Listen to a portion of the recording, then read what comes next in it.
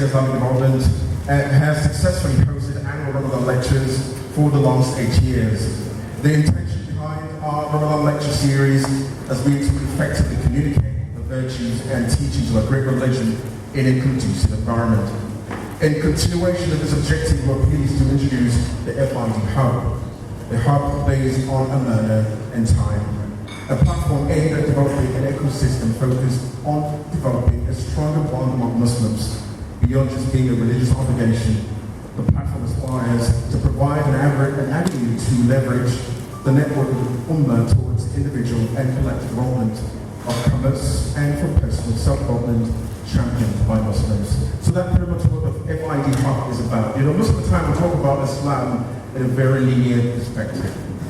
Islam is a spiritual behemoth of some sort, everything is about the spiritual angle on it. But wallahi, Islam is much more wider and bigger than that. Islam is a universe of sorts. Allah subhanahu wa ta'ala has created this religion for us, and there's so many aspects of it.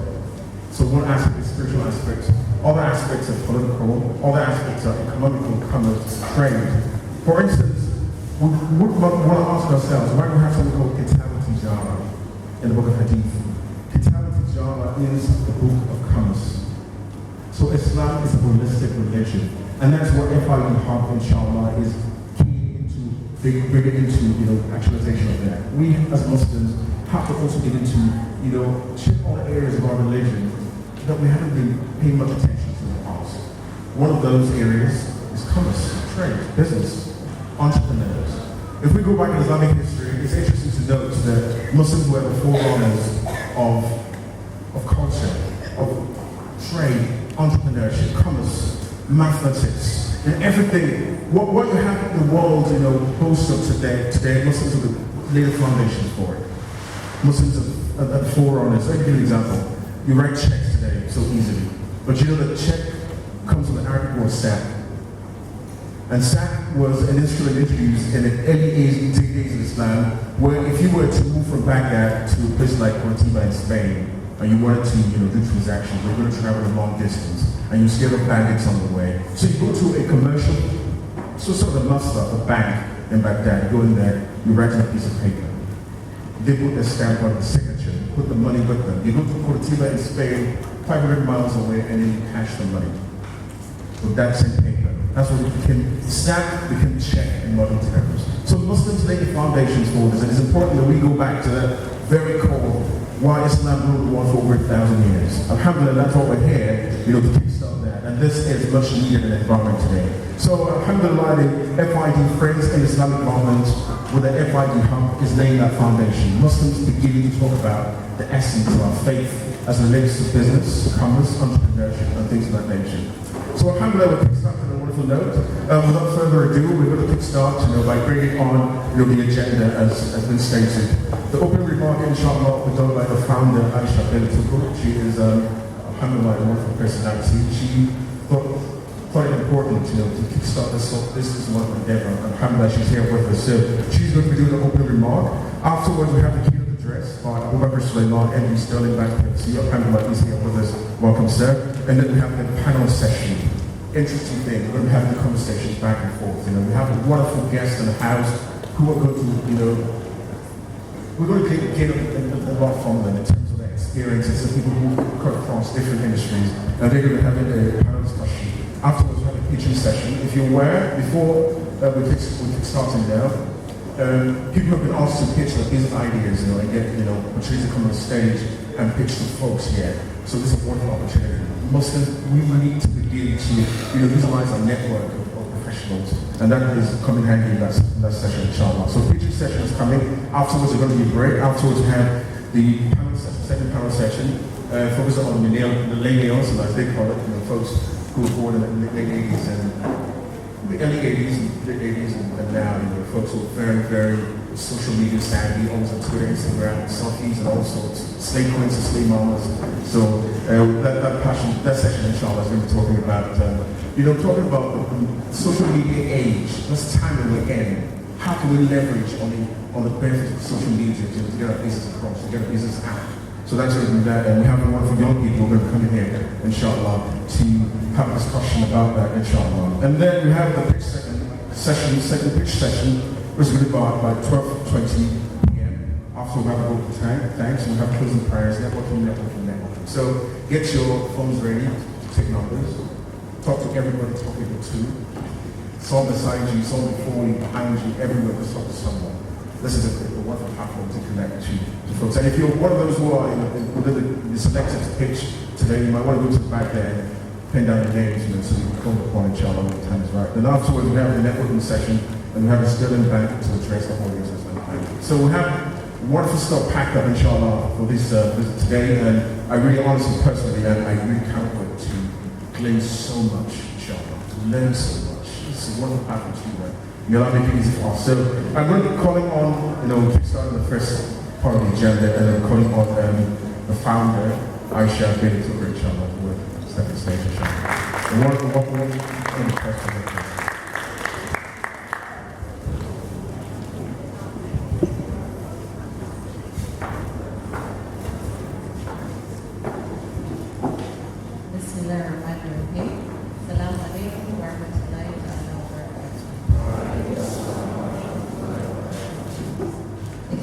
Great pleasure that I welcome all of you to our maiden FID event. Please permit me to stand on existing protocols. May I first of all say a big thank you to each and every one of you for accepting to be part of this event today, and inshallah, the journey ahead. Over the years, we have continued to take note of a vacuum in the society for an ecosystem outside of the religious obligation functions that connect young, up-and-coming Muslims with well-established in the society. This yearning gave birth to the concept of the FID Hub, a hub based on amana, trust, and time. The hub was created to form a stronger bond amongst Muslims, centered on the three core pillars: economic empowerment, social capital, and developing a strong ecosystem amongst the Ummah. In simple terms, the hub was created to allow us leverage on our social capital as Muslims. This involves as little as committing 2 minutes of our time to network or make an introduction to a third party, which may result in a life-changing event. I believe we owe it to one another in this room and outside as Muslims to honor such an introduction. This can be seen as a good deed which is centered on Aman. It is our sincere hope that the FID Hub will be amongst the many well-intentioned movements looking to bridge this gap within the Ummah and challenge many more to play an active role in this great cause. Today, we have an exciting lineup of enlightened speakers who will share their individual experiences to help us navigate through these challenges and connect to the core foundation of the hub: economic empowerment, social capital, and developing a stronger ecosystem amongst the Ummah. I would encourage everyone to take advantage of their experience, their expertise, and their availability today. Time is a precious commodity, and we are most grateful for the time they have dedicated to this maiden event. To the organizing committee, Wale Suleiman, Lola of Lulu Events, Tayo Sabah, and Karima Imam Aliyu, I say a very big thank you. Indeed, there is strength in unity and numbers. To our speakers, donors, and sponsors, we also say a very big thank you. Please enjoy the session and make sure you connect, or at least help someone to connect. Thank you. Wow. Thank you very much for that wonderful opening remarks. Very interesting. A lot of our everything that we do, and a lot of lessons for that. This is a round of applause. Thank you very much. So we're going to keep starting, inshallah, properly the entire event. That's been the opening remarks by the founder of Friends in Islamic Development, founder Aisha Bedi Tukur. May Allah bless her and increase her in wonderful righteousness, inshallah. So the next thing we're going to go on is the keynote address by Abu Bakr Suleiman, MD, Sterling Bank PLC.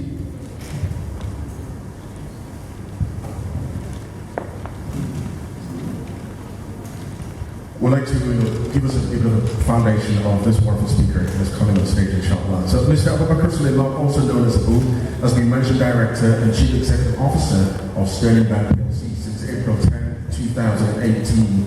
Mr. Suleiman served as Executive Director of Finance and Strategy of Sterling Bank PLC since April 2014 until April 1st, 2018.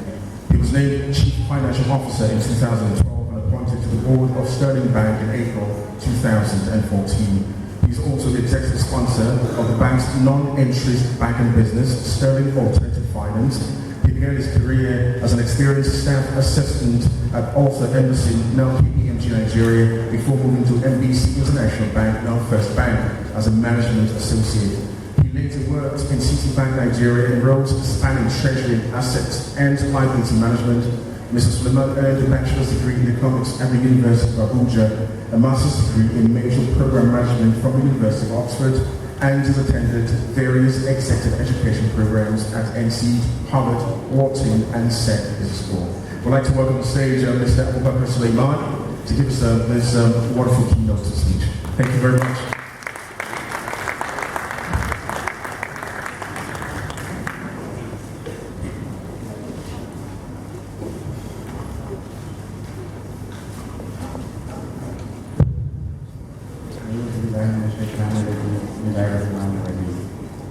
Assalamu alaikum.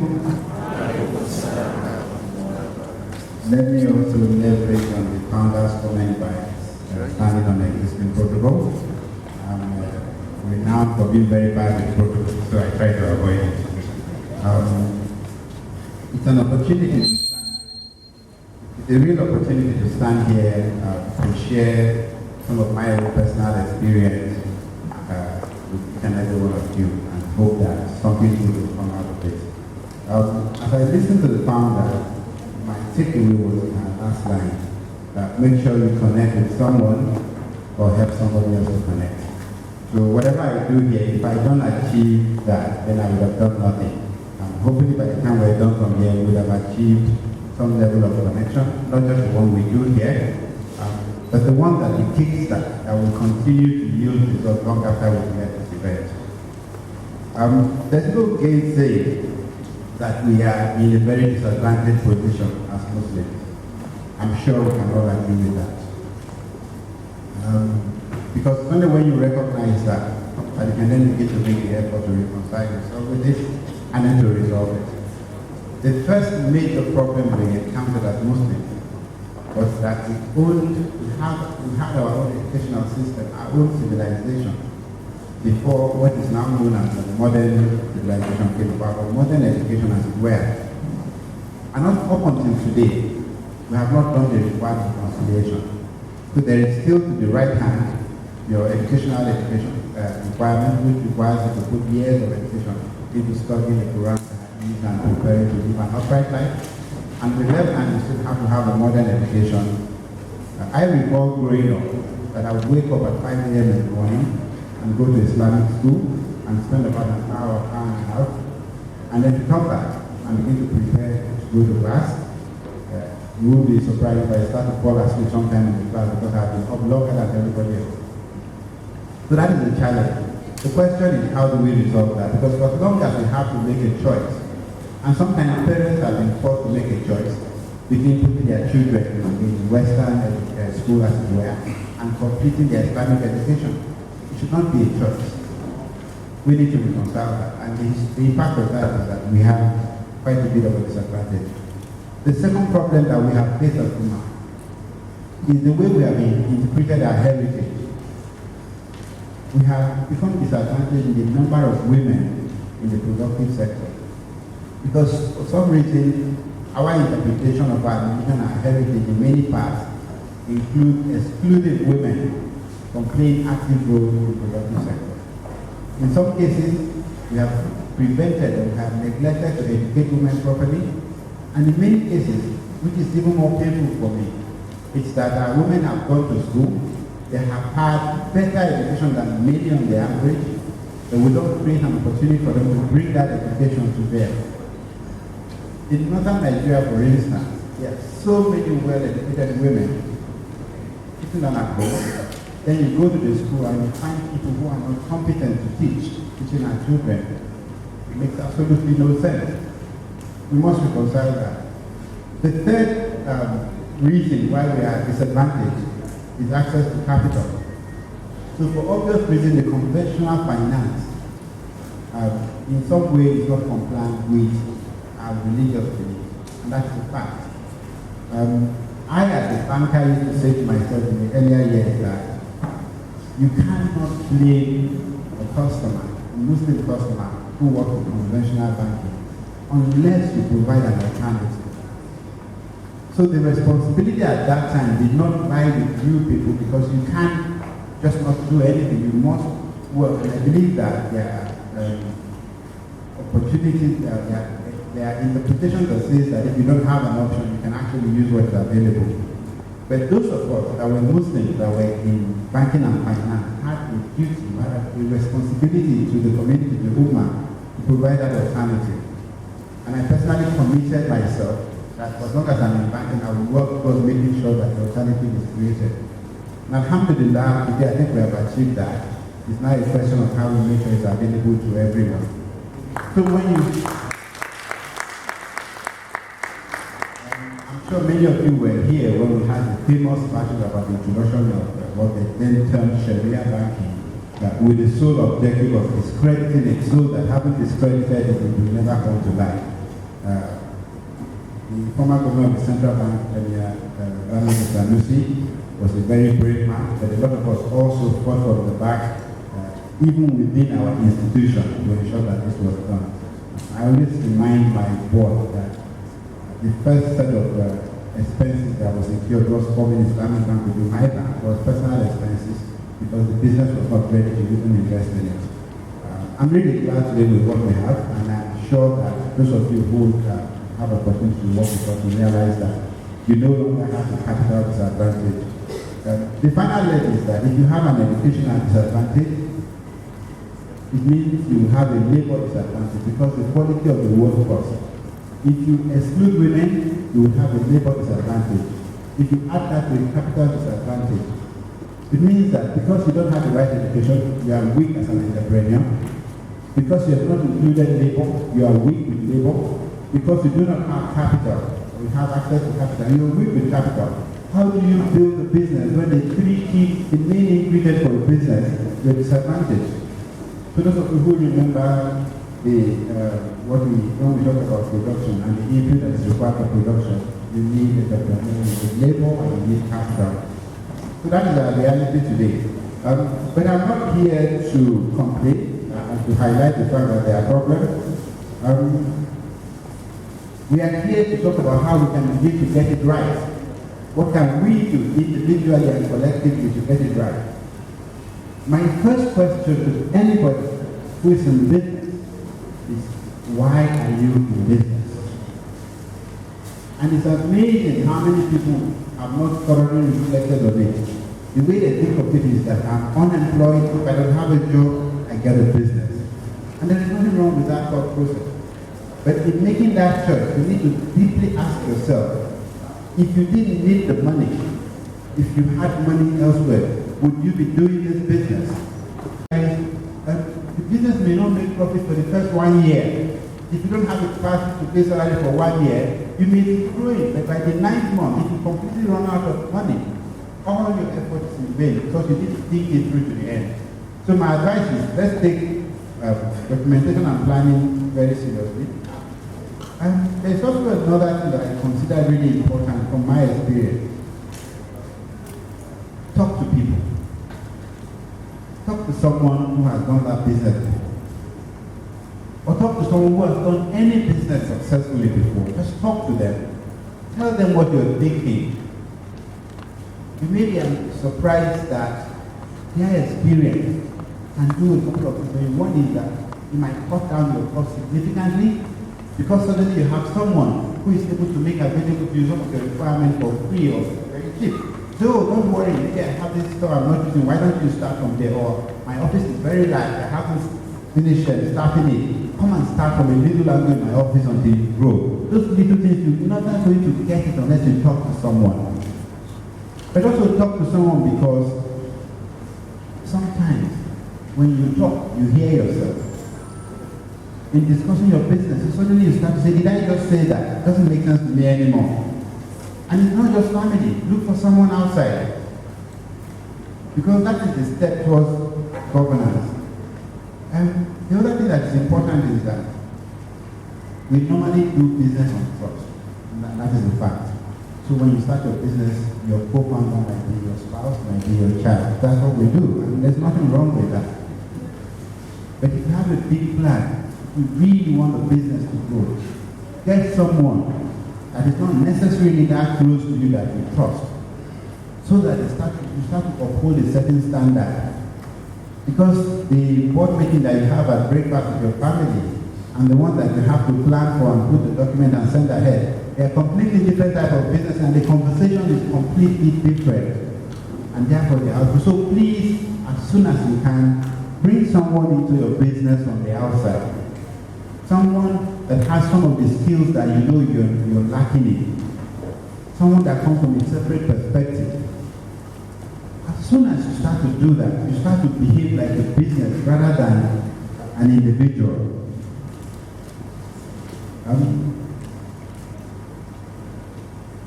The other advice I would give is something that sounds small, but again can be very useful. Please find the right partners and stay with them.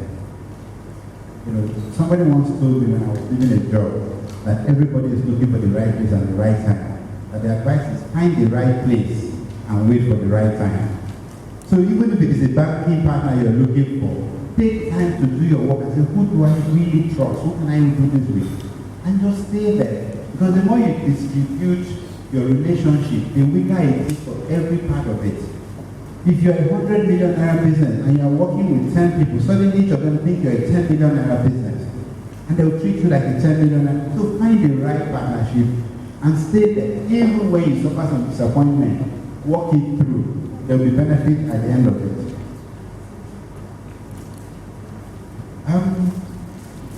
I also talked about how you should pay yourself a salary, and when you make profit, first at the end of the year, pay yourself a bonus. There's nothing wrong with that. But reinvest your profits because the business grows as you grow the capital. And there's a mistake that I found a lot of people doing. You have some money, you are determined to build a successful business. You use your money to buy real estate, and then you run to the bank to look for financing to fund your business. If you believe in your business, the best place to put your money in your business. If you start to go buying a house when your business is starving of capital, it means that you don't trust your own business when you want to buy a house with the state. But it's not safe because the moment you go to the bank to borrow money against your house and your house is back in the market. So you have neither the house nor the money. So please reinvest your money in the business that you do. It's the best place for your business, the safest place for your money, and it will grow more than buying any other side asset. So these are some of the life experiences that I've seen. But I also don't want to leave and say, oh, these are the little things. I said at the beginning that I want to make sure that I contributed to the comment of the founder. It says, meet someone or introduce someone. The benefit of having an ecosystem, a cluster of people with like mind, with similar ethical standards, with similar expectations of themselves is immense. Because the cost of procurement and the cost of selling is a huge part of any business. Once you can bring the right people together on the platform, then you have created something. So over the last few days, I reflected on the opportunity to speak here. I kept saying, what is it that I'm going to do to make a difference? And what I've committed to do, working with my Islamic finance team, is to build a platform, purely a business platform for Muslim companies to interact. And the way we're going to build a platform is to first start with those who are already here, who are looking for opportunity for collaboration. We will collect their data. No, FID is the partner. FID is the partner. So we are the support. No, we will build this platform. We'll make sure the platform gives you opportunity to introduce yourself, to collaborate, to trade amongst yourselves, even to raise capital on that platform. So on the platform, as you become well respected within the platform, your opportunity to access capital, we will guarantee that we will set up crowdfunding opportunities so that people in this room who like your business and contribute to the business. On that platform, we'll create opportunity for you to improve your business. You can reach out and say, I want to standardize my business. What do I need to do? But finally, the way we'll do it is we have to create a platform that is national, but also one that grows and rewards people for introducing other people. So every one of us will start at the base of the platform, and the plan is that once you have successfully brought in 10 people onto the platform, we will raise you to the intermediate, and then once you have reached 100, we'll raise you to premium, so that the community will grow, and the more the community grows, the better for all of us. So let me thank you once again for this opportunity. I hope that we have contributed something towards ensuring that this event is the beginning of something much bigger and much greater, something that is alive and will continue to grow long after we are all left. That is my intention. But I know that unless I have everybody's full commitment, that cannot happen. So we will do our part, and I pray that you all do your part. And each one of you will bring 100 people onto the platform. Thank you very much. All right, thank you very much, sir. Such a wonderful keynote speech. Honestly, I wouldn't call it a keynote speech actually. I'll call that a lecture series event. I'm sure most of us, alhamdulillah, are able to thank you so very much, sir, for that. It's been wonderful having you on the stage. I really have to say this, Wallahi, we have a lot coming, and this is just, something kick-starting the whole goodies is coming in this event. I believe we've been able to learn a lot from what he said. SMEs is the bedrock of economies in the world. Nigeria, interestingly, SMEs in the Nigerian economy is 97%. 97% of businesses in Nigeria, the formal sector, actually the SMEs. That means there's a lot of opportunities for collaborations, for connections, and for even financial institutions to actually help push it further, inshallah. So thank you very much, sir, for that wonderful thing. One of the things I gained from it, really few things I gained from it. The first thing is you have to separate yourself from your business. It's very important. Finance is very tricky. You think you have 100,000 in your account, but actually it's meant for the business, not for personal use. So before you know, you're buying this, you're buying that, and then everything is back to zero. So it's important to really separate that. My business is a living institution. I am something else as well. So because of that, if you know your business is leaving, that way it can outlive you. We have companies all over the world. We have the likes of Ford Motors. This was started by Henry Ford. This man is dead. His company is still alive. Because he understands the importance of separating both. That could be a name. Ford is his personal name, but that's where it stops. You get it. So we have to learn that as well. If we want to grow from just small businesses to really big time conglomerates, we have to learn this from the start. And company culture doesn't start immediately. So you have to learn to start it now. You can't say, when I'm big enough, then I'm going to, begin to do pipes and this thing. So if you don't start it now, you can never change. So it's important that we start, separating our businesses from personal accounts. So we can do that. The second thing also is we need to begin to give ourselves salaries. You might say, I own the company, I'm the only employee, or the employer, as the case may be. You're employing yourself, and you're also the employer. But the thing is, the business is different. You have to pay yourself salaries. And you have to make it very moderate and sensible so that you don't overpay yourself. So that's very important. Third part also is, we have to really know what we're going into. It's very important. You don't just go to something for the sake of, I have a passion for it. Do you have the wherewithal for it? Do you have the know-how, the skill? Do you have the prowess to make it come to life? These are things that are very important.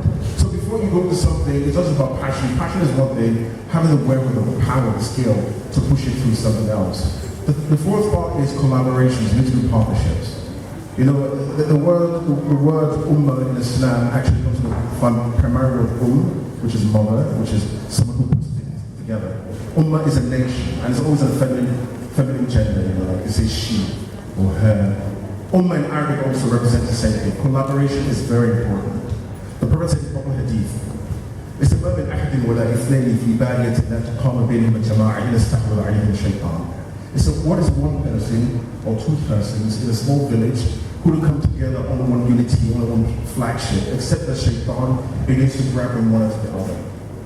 So collaboration, staying together is very important in Islam. It's an alaykum bil jama'ah. You have to always be together in groups. Alaykum bil jama'ah. You have to collaborate, partnerships. So this is very important. In business as well, it's very important. You might have a skill in this area, the other person has skills in other areas, so you collaborate, and then you move forward.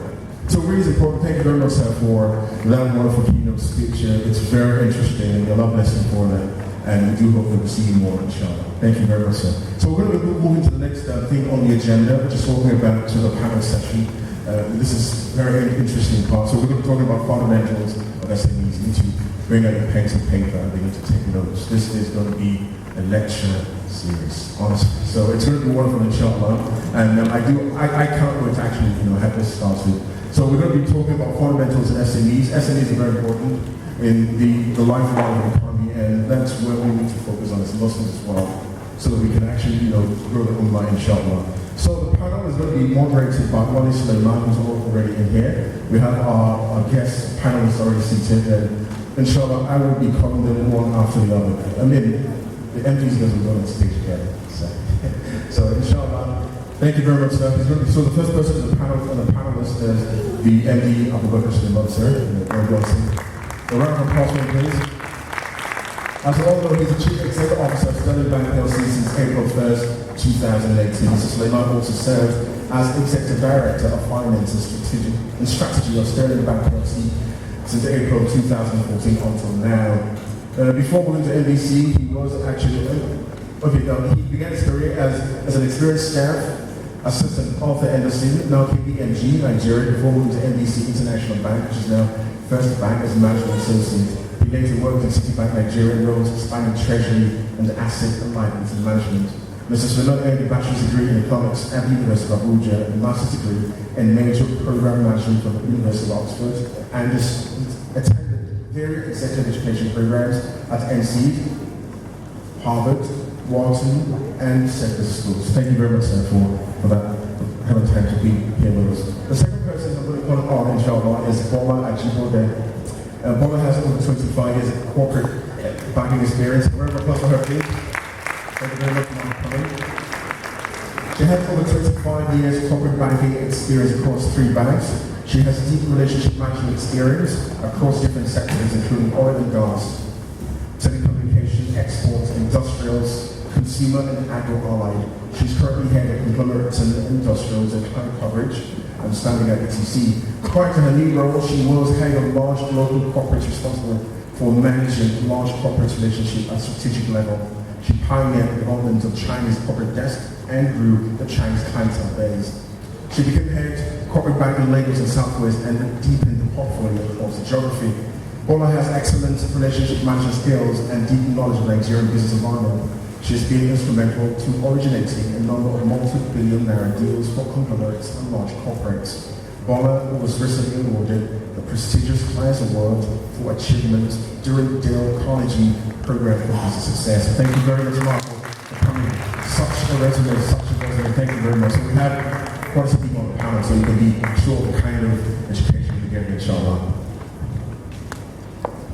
We'd like to apologize for the absence of Modely Shafir, so she will be able to make it. So we have somebody who's going to be sitting instead, inshallah, in the person of, Ini Abimbola is going to take in the place of Modely Shafir Yusuf. She called in and said she has an emergency, so she will be able to make it. So Ini Abimbola is the lead consultant of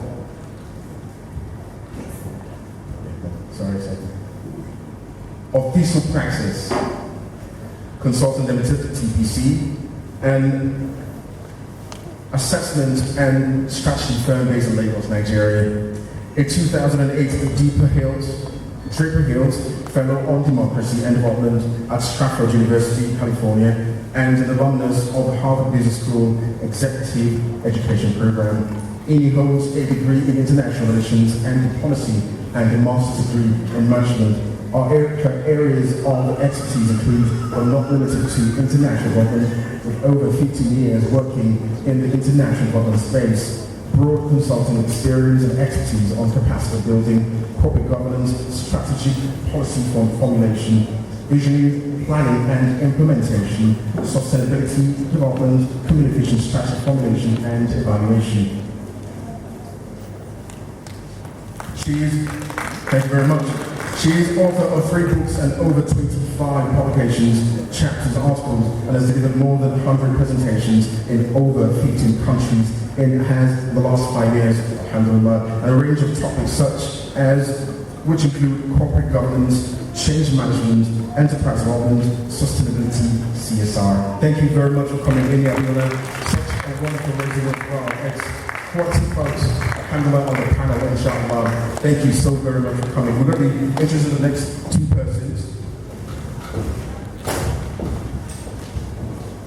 We have Raniat, we to this profile here. Raniat is the CEO of lead consultant at Prince Global Consulting Limited, where she has the responsibility for the strategic and tactical decisions for the development and growth of the small and medium-scale consulting business. She also provides leadership to the capacity building arm of the company and is the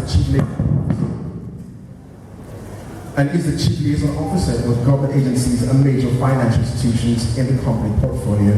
She's also the chief operating officer, COO of Gem Factor Events, a leading event management company in Nigeria. She has over 50 years experience in banking. Bradley also has held a wide range of financial services and has served in various roles including public sector management, retail and commercial banking via branch management and large corporate. She was a key resource in the smooth transition of merger of Ocean Bank and EcoBank Nigeria Limited in 2011. We'd like to welcome Rani to the stage. Thank you very much for coming.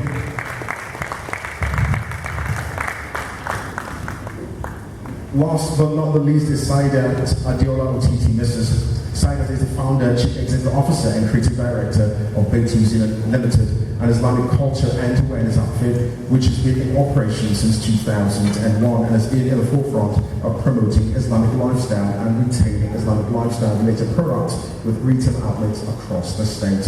Saidat has had considerable experience in banking and finance, having worked for 11 years in banking since 2000.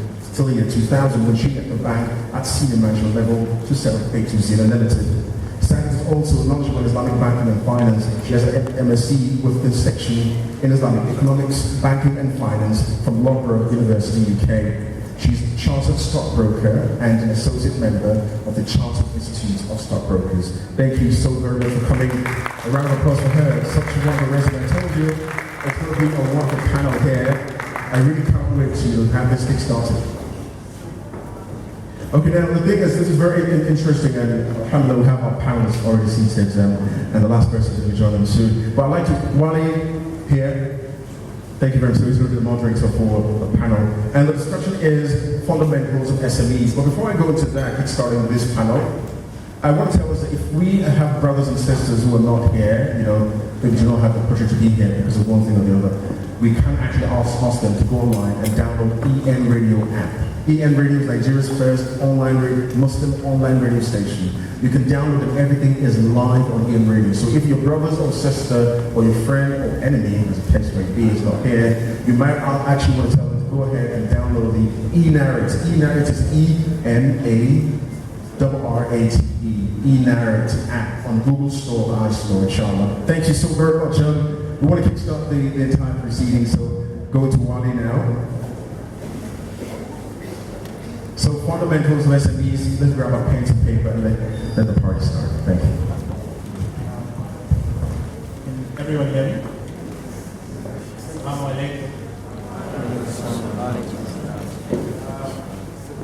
not sure if anyone has noticed.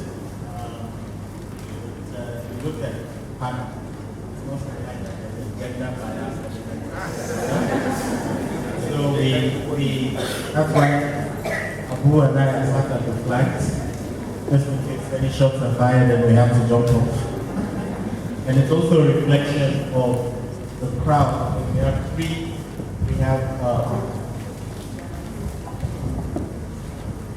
We have three roles for the women and one for the men.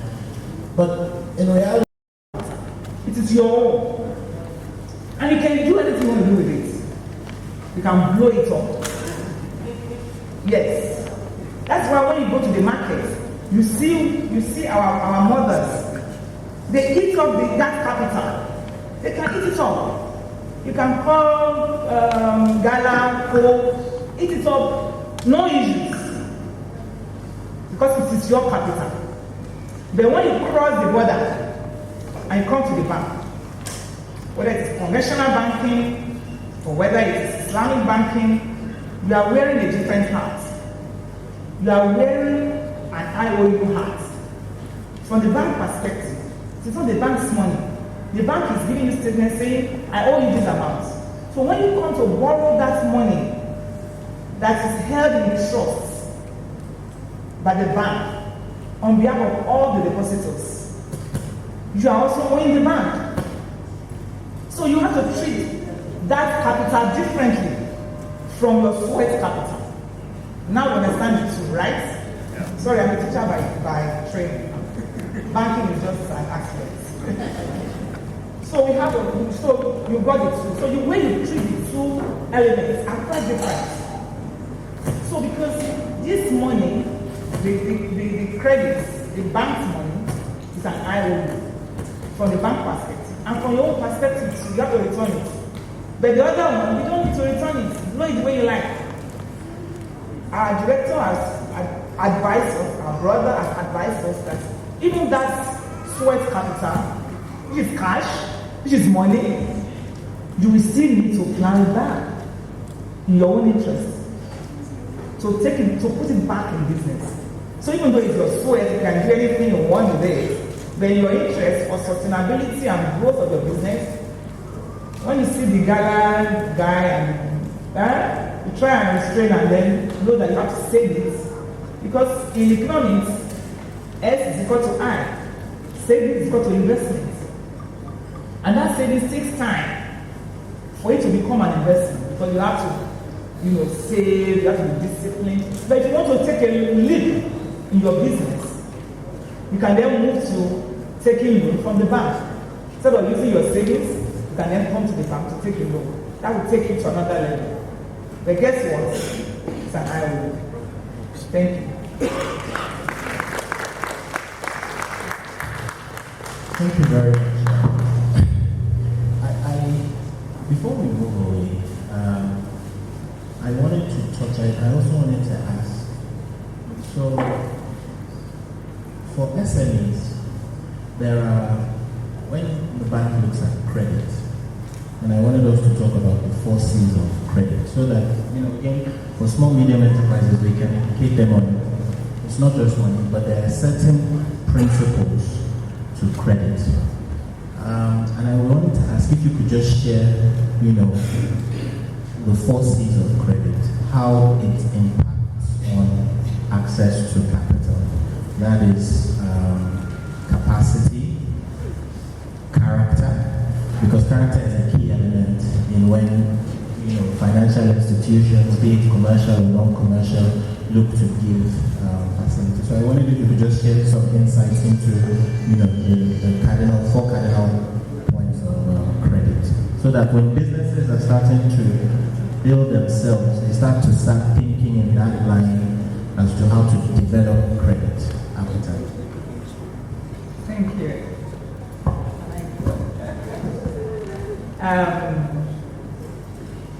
And I'll go back to the sweat capital and the loan capital background that I've laid.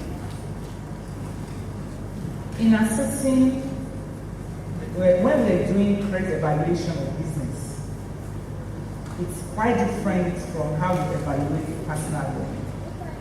So when you're evaluating a business credit, a loan request from a business, you look at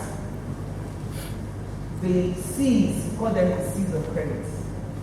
That is the mitigants, or rather, what gives the bank comfort, the comfort that the bank looks at before they pass on the cash to the business person. These are the 4 C's that Brother Wale was referring to. And some have said it's 5, and then it's 7, but if you look at the 4, capital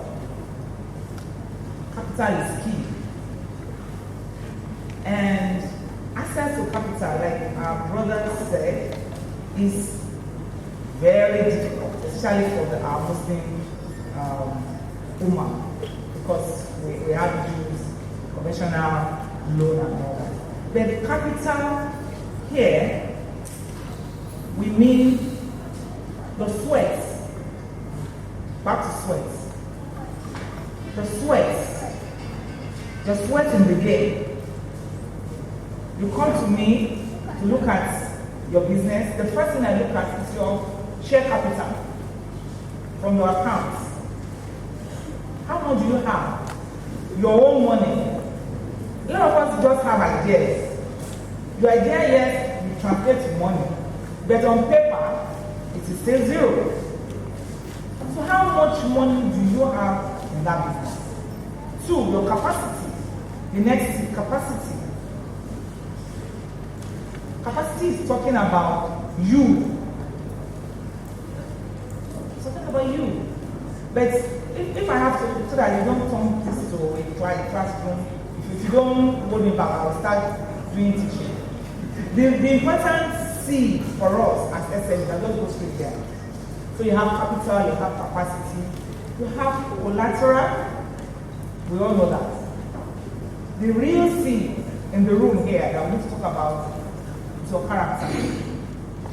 And for SMEs, the character of the SME is fundamental, because there isn't much difference between yourself and your business. As much as you try to differentiate yourselves from the business, as you have been advised this morning, when we are looking at the credit of an SME, there isn't much difference. So the first thing you look at is the promoter. You want to look at the promoter. And how do we do that? I don't know, you just walk up to me. But there are things that I can check. We call it credit check. I can do some checks on you that will tell me, talk to me about your character. Today we don't have any hiding place because we have BVN. So if I get your BVN, I can scroll through all the banks, not just commercial bank, even microfinance banks. Yes, it happened to me. I took a loan from microfinance bank, and my bank got to know that I am too leveraged. They said, no, you can't pay back this money. You have loan in microfinance bank. I said, really? Yes. So if you take money from microfinance bank, it will show. So we look at your credit check. How regularly have you been paying your loans back? Do you have a bad record?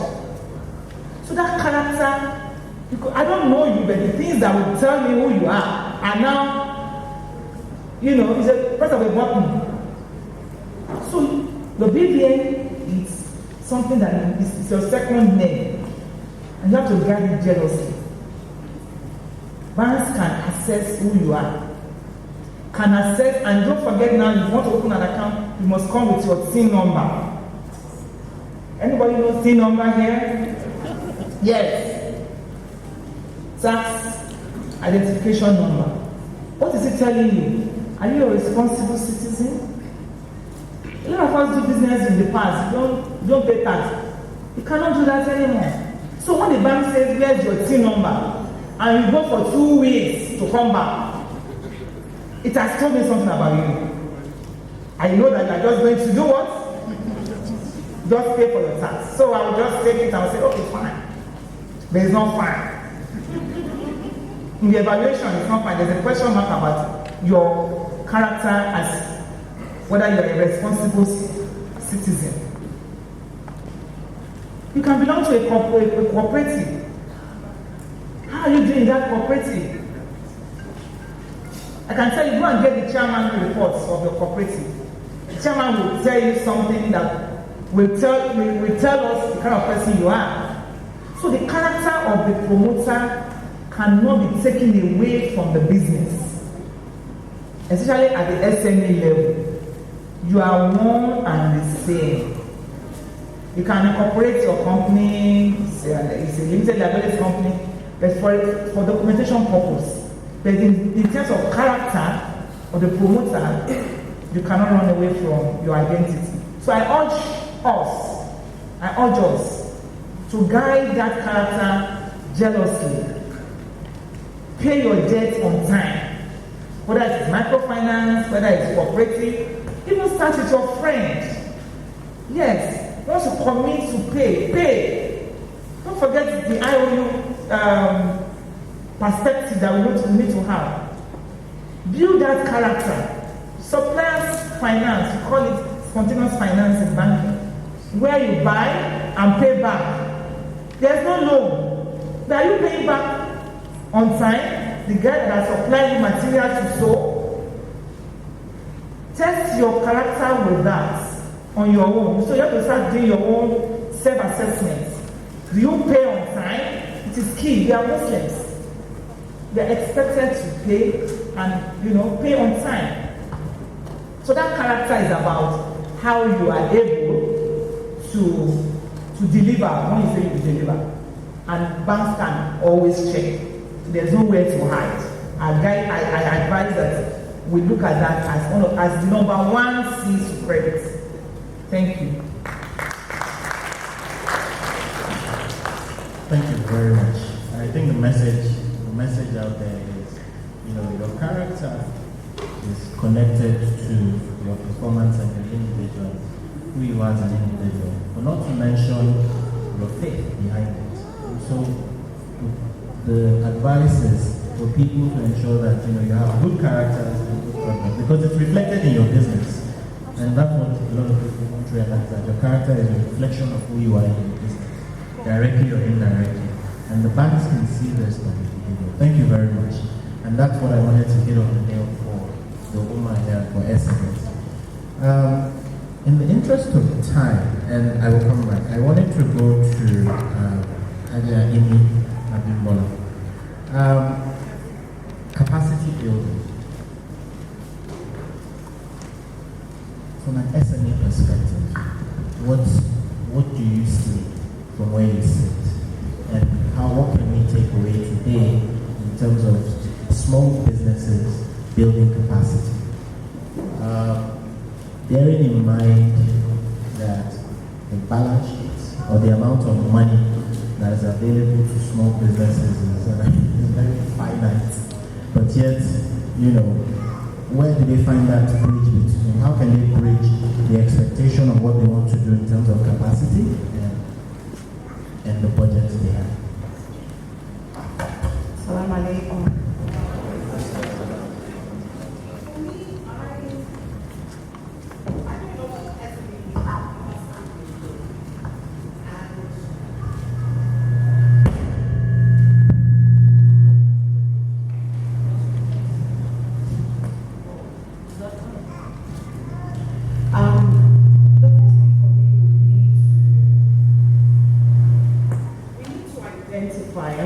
Clarify that SMEs fall in very different areas.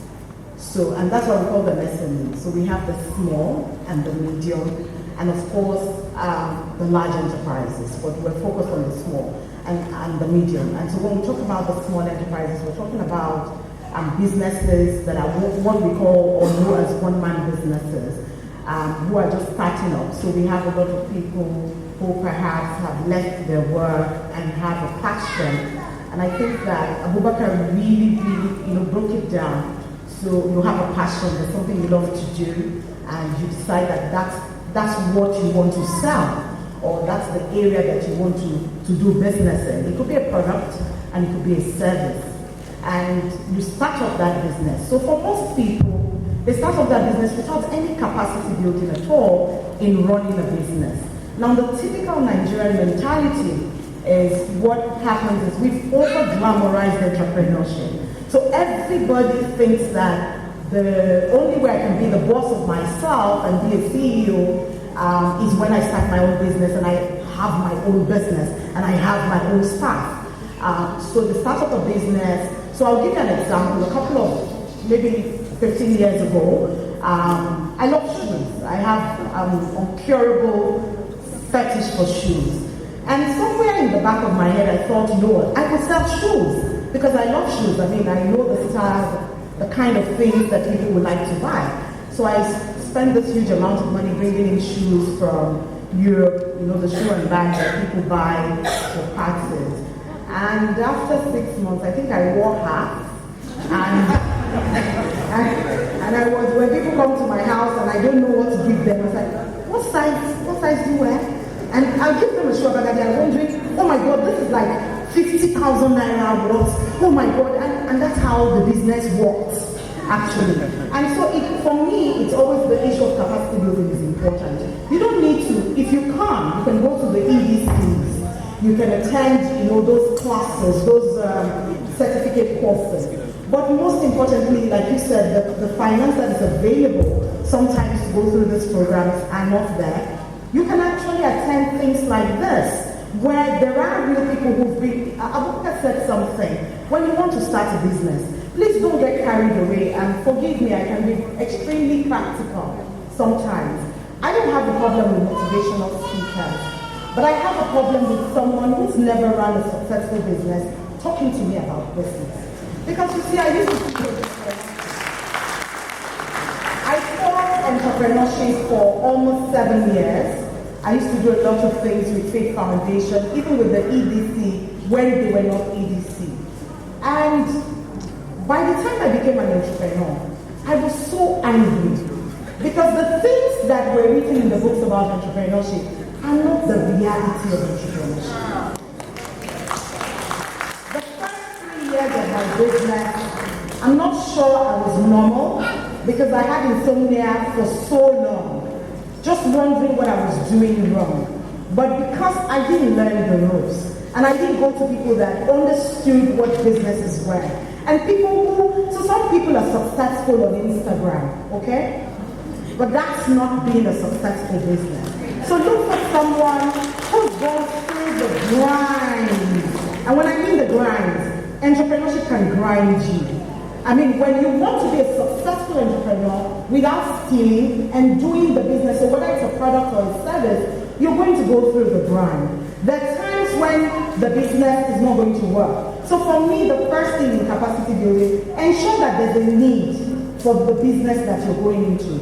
If you want to sell, if you want to do makeup, mind you, there are thousands of people doing makeup. What is going to be different about your makeup? If you want to sell kunu, there are people selling kunu and they're innovating every day. What am I going to learn to make my kunu different? So for people that I mentor, I always say to them, if you're coming up with an idea, fantastic. I have one of them in this room. I'm not going to point to her. And I've harassed the life out of her. You want to sell books, for example. There are bookstores. There are Islamic bookstores. Betuzina has been selling books for God knows how long. I found her shop in almost 12 years ago, 10, 12 years ago when you were in 13 years ago. 18. But I think I found it about 12 years ago when you were still in the Falama shopping complex. So there are people who've been in this business. So what's going to be different about what you're selling? What's your niche area? How are you going to differentiate? Have you learned the ropes from even just looking at people who started the business? Because that in itself is capacity building. You look for people, many of us are looking for mentors. But you're actually not looking for mentors. You're looking for ladders. People you can climb. You're not going to get far. If you want mentors, then you're going to, the mentor you're looking for, it should be someone that can actually give you those. Wake up tomorrow and say, you know what, don't bring any rice from out of Lagos into Lagos to cook. For you to cook rice in Lagos, it must be made in Lagos. So you need for your business to be sustainable, you need to look at your financials. You need to put in place a business plan. You need to look at the social environment. Is there a need for it today? Will there be need for it in 5 years? What will you do to mitigate against customer perception, customer change? Then what will you do to mitigate against policies, government policies that change? You just said dollar will be how much? Today dollar is 364, 368. Today is 368. I told someone that by December 15, dollar will be 400 naira. And the person said, are you mad? I said, no, I'm not mad. because everybody is storing dollars now. Nobody wants to spend the dollar. If you know BDCs, people are giving them money ahead of time to buy their dollar because election is coming. Have we thought about that? Election is coming. So demand for certain goods are going to increase. People are going to be demanding for print media. People are going to be demanding for small shops. People are going to be demanding for people that can pull crowds together. In Nigeria, any business after that can bring you money legally. You just look for that niche and carry it. So I will implore all of us to go back to the drawing board and look deep down. The businesses we are currently running, is it sustainable? Lastly, I'll give you an example. When I started Princeton Global Consulting, I started out as a consulting firm. Then I happened into training. And I said, wow, but how do I go into training without being a certified trainer? I went back to Enterprise Development Center. 8 years after I had my SND from LBS, I went back. Actually went for a grant, and they said, no, madam, you're more than a grant, come and do training. So I got the training for 6 months. I wasn't satisfied. I went to Center for Management Development, CMD. I went for the basic trainers course to be accredited. So today, Princeton Global Consulting moved from consulting firm to a training facility. So now I am sustainable because whether you like it or not, you are going to need capacity building in running your business. If you don't pay today, tomorrow you will pay for this. Thank you.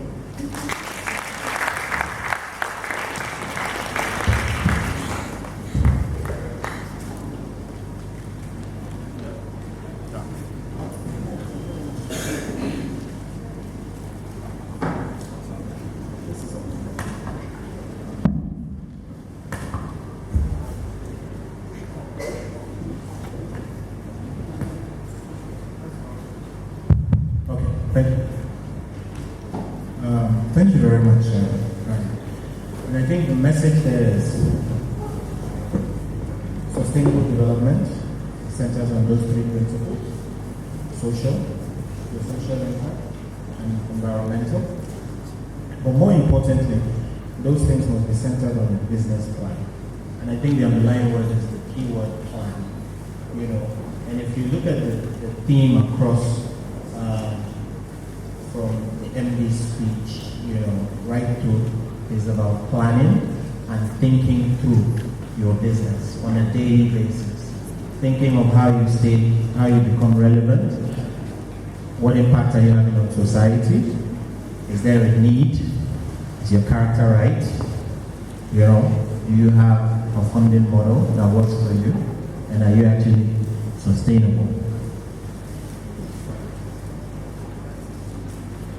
In the interest of time, and this takes us to our last topic. So we've talked about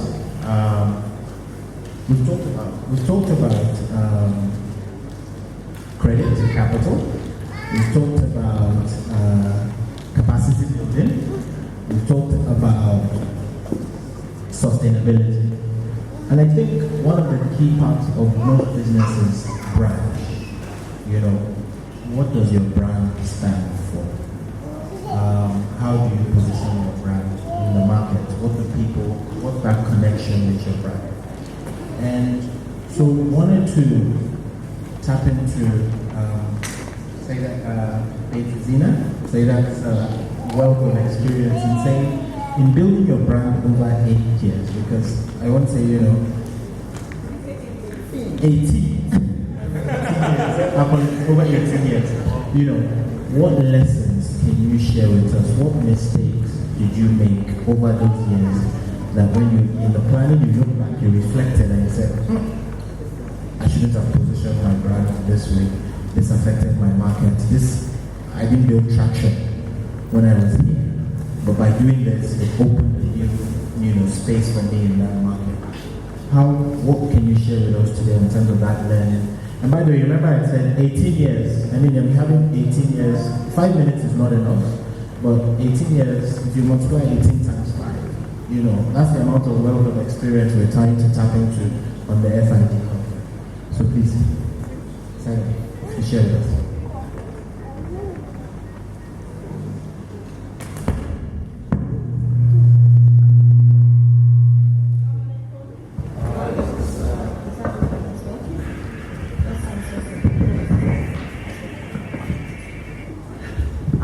excited to be part of this. First and foremost, I'd like to commend the organizers. This is an initiative that is well overdue. When I was contacted and they mentioned to me the initiative and the objective and everything, I thought, this is it. And it would be my pleasure to share some of my experience. But then the challenge is, how do I do this in 5 minutes? What Wale has given me to talk about is what are the mistakes to avoid in brand building. I must start by saying I'm not a typical entrepreneur. I have a bit of an edge because before I started Bay to Zena, I've done over 10 years of banking and I left at a senior management level. My mates have long retired. They've been MDs 8 years and they're long retired. So you can imagine that. So I'm not your typical one. I came to entrepreneurship with background knowledge of what you needed to do before you start a business. But then I'll share with you because in the course of my 18 years, I've had to mentor people. I've seen people try to do businesses and I've seen the kind of mistakes they make and why they can't go forward. And indeed, entrepreneurship is very, very challenging. And you need to take, even when you have the knowledge, sometimes you take things for granted and of course you see the result. So I'm going to be sharing with you very quickly as fast as I could. And some of the things I'm going to be talking about have been mentioned by some of the earlier speakers. The topic is mistakes to avoid while you're building your brand. The first thing is the lack of consistency. Consistency is the repetition in which any brand is built on. So customer satisfaction derives from you delivering the promise to the customer and doing so consistently.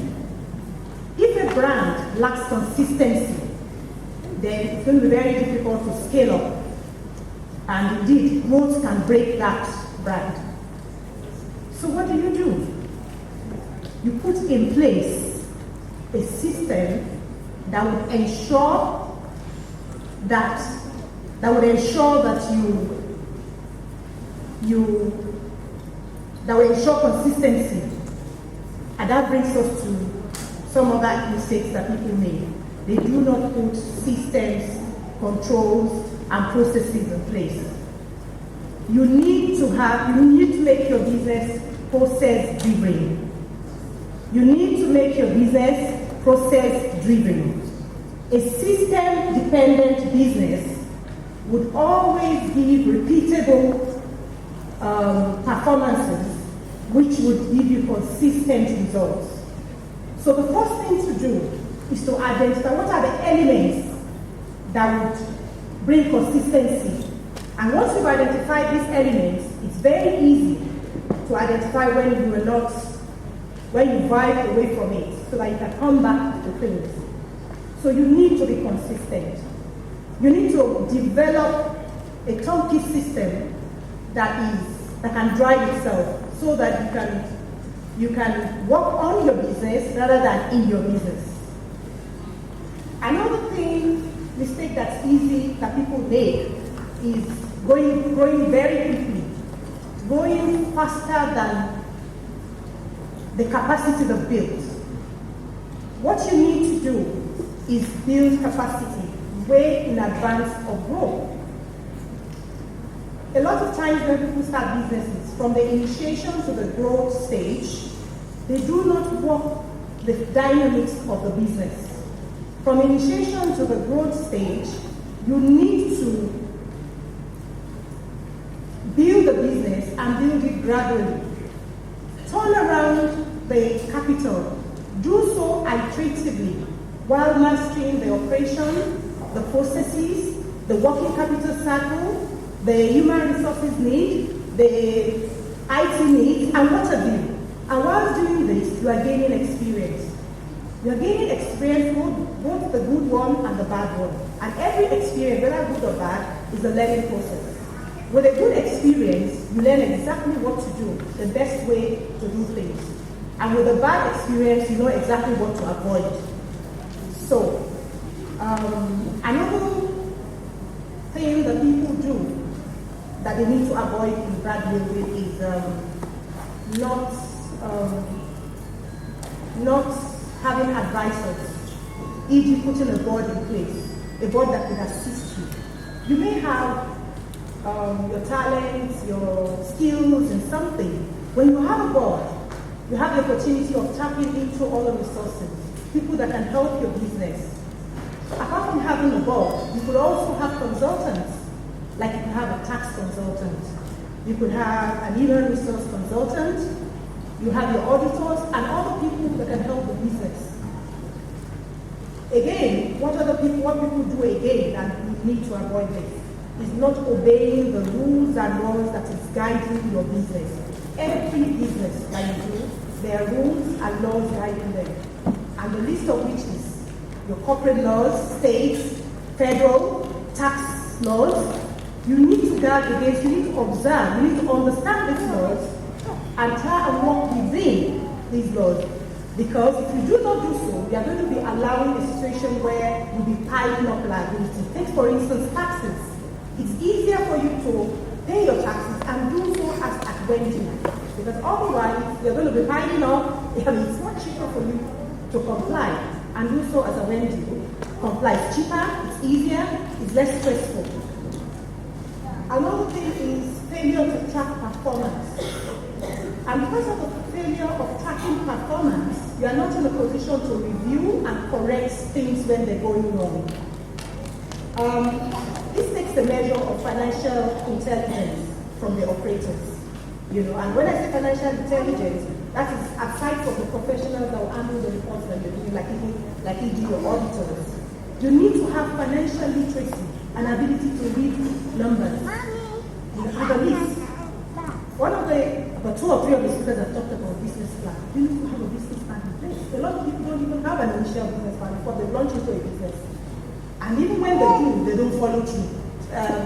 She was just saying that she had this plan, she paid so much for it and she jumped it there. No, you need to follow. Not only do you have that initial plan, you need to periodically, annually, prepare your business plan, your financial and strategic plan. Plans will give you, they'll put your vision and mission in focus. They would force you to think through the strategy that you're going to adopt. They are forced to look at the previous year's performance and track it and see what you need to do and do better in the coming years. Another thing is inappropriate financing of business. A lot of people finance inappropriately. What do I mean by that? E.g., a situation that calls for equity injection. People start to go and look for loans and debt. Whereas what you need is more equity injection. Perhaps there's undercapitalization of the venture. And then you get into the other one of over-leveraging, which is something else. Not having formal agreements in place. Formal agreements, when we say formal agreement, we mean memorandum of understanding, documentations, and not just having this agreement, but understanding, reading and understanding what this agreement entails. Because it will have dire consequences if you do not do so and read between the lines. Lack of mental fortitude and discipline to direct funds to correct usage. 2 or 3 of the speakers mentioned that. So people, especially when you're into cash business, cash is coming in, cash is coming out. It's very easy to think you're making money. But the fact that cash is coming in and going out does not mean you're making money. Exactly, that's where the tracking comes from. You need to be profitable. You need to have key performance indicators in view in terms of liquidity, in terms of efficiency, debt coverage, profitability. You need to keep everything. Is this business profitable? Profitable in terms of the gross and profit margins, in terms of the returns. What you are putting, what are you putting and what are you getting? What is the returns on assets, return on equity? All of these things we need to keep in view. They're not being nimble or flexible and adaptable to customer needs and changes. Yes, you might have started a business, but this is started 18 years ago. When we started 18 years ago, we had so many departments. including audio visuals. We had audio cassettes. Cassettes, I don't know how many of you you're not too young. Cassettes, video cassettes, and all of that. Well, very shortly, we had to spend a year or two before I knew that, look, hey, nobody's going to be doing video or whatever. Then CDs, then DVDs, and now we don't even have an audio visual department. Because the times have changed. Somebody walked in the other day asking for, oh, don't you have this digital thing that the kids can play? And I'm like, go online, you can download it. You don't need to come buy anything from us here. And I gave him the resources to go online. So that's it, you need to adapt. What business are you in? What need are you fulfilling? It's not about that particular thing, it's about fulfilling that need and doing so now.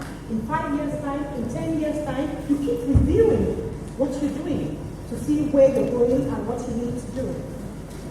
I got so much more, but I think I should stop now and so that I can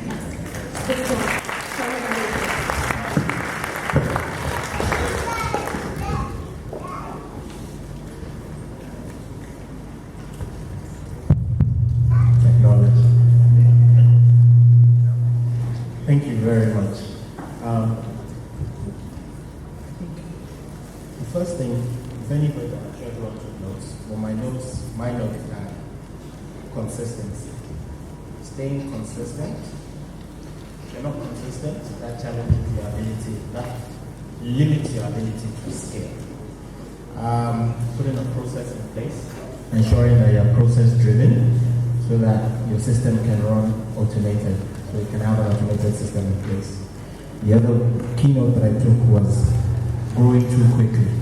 That can affect you. If you grow too quickly, you can't control your size, and that becomes a challenge. Imbibe that culture of documentation and contract and MOU.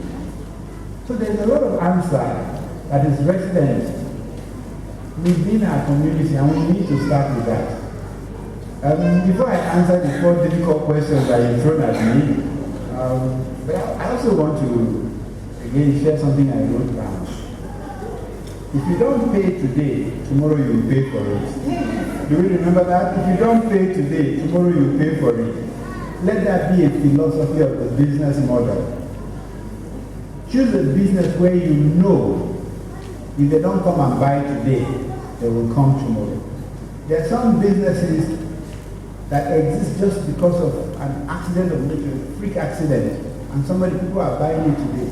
Please, by all means, do it and make the money. But that is not the business that will be sustainable.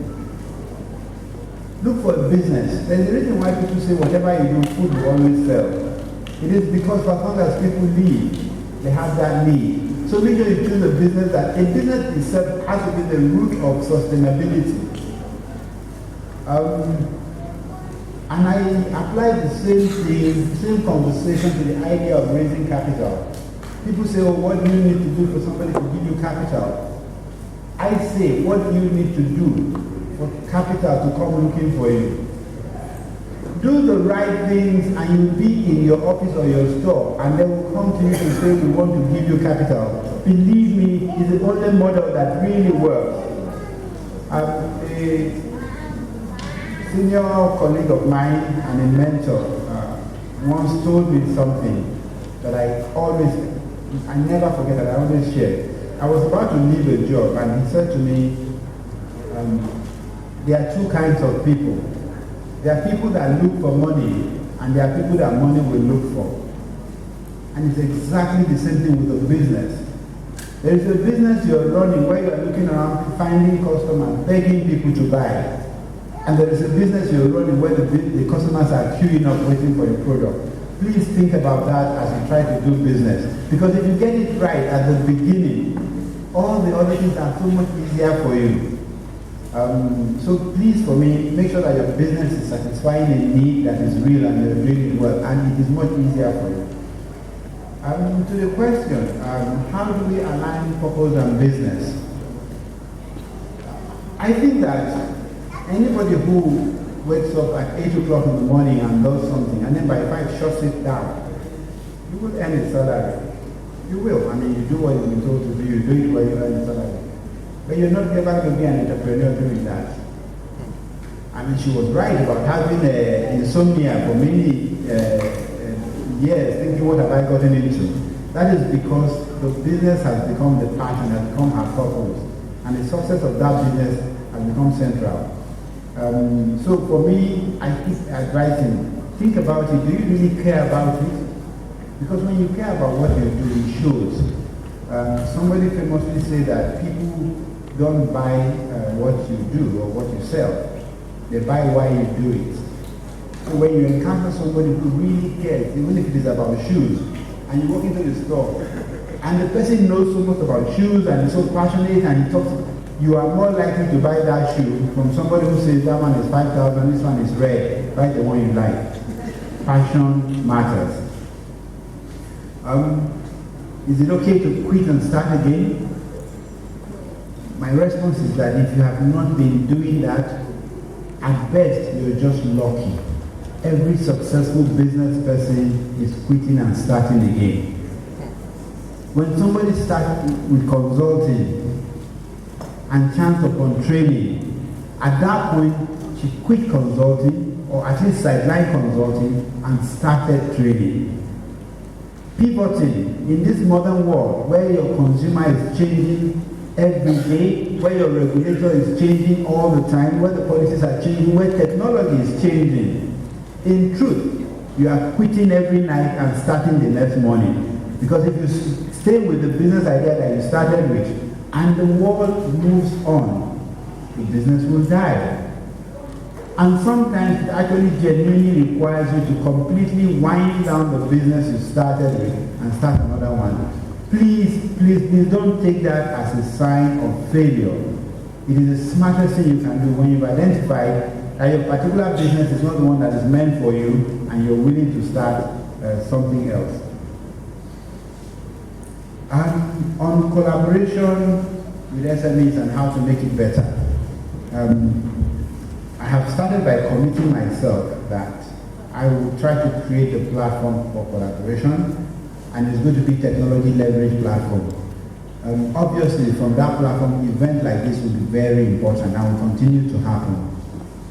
But this is how I have conceived of the platform.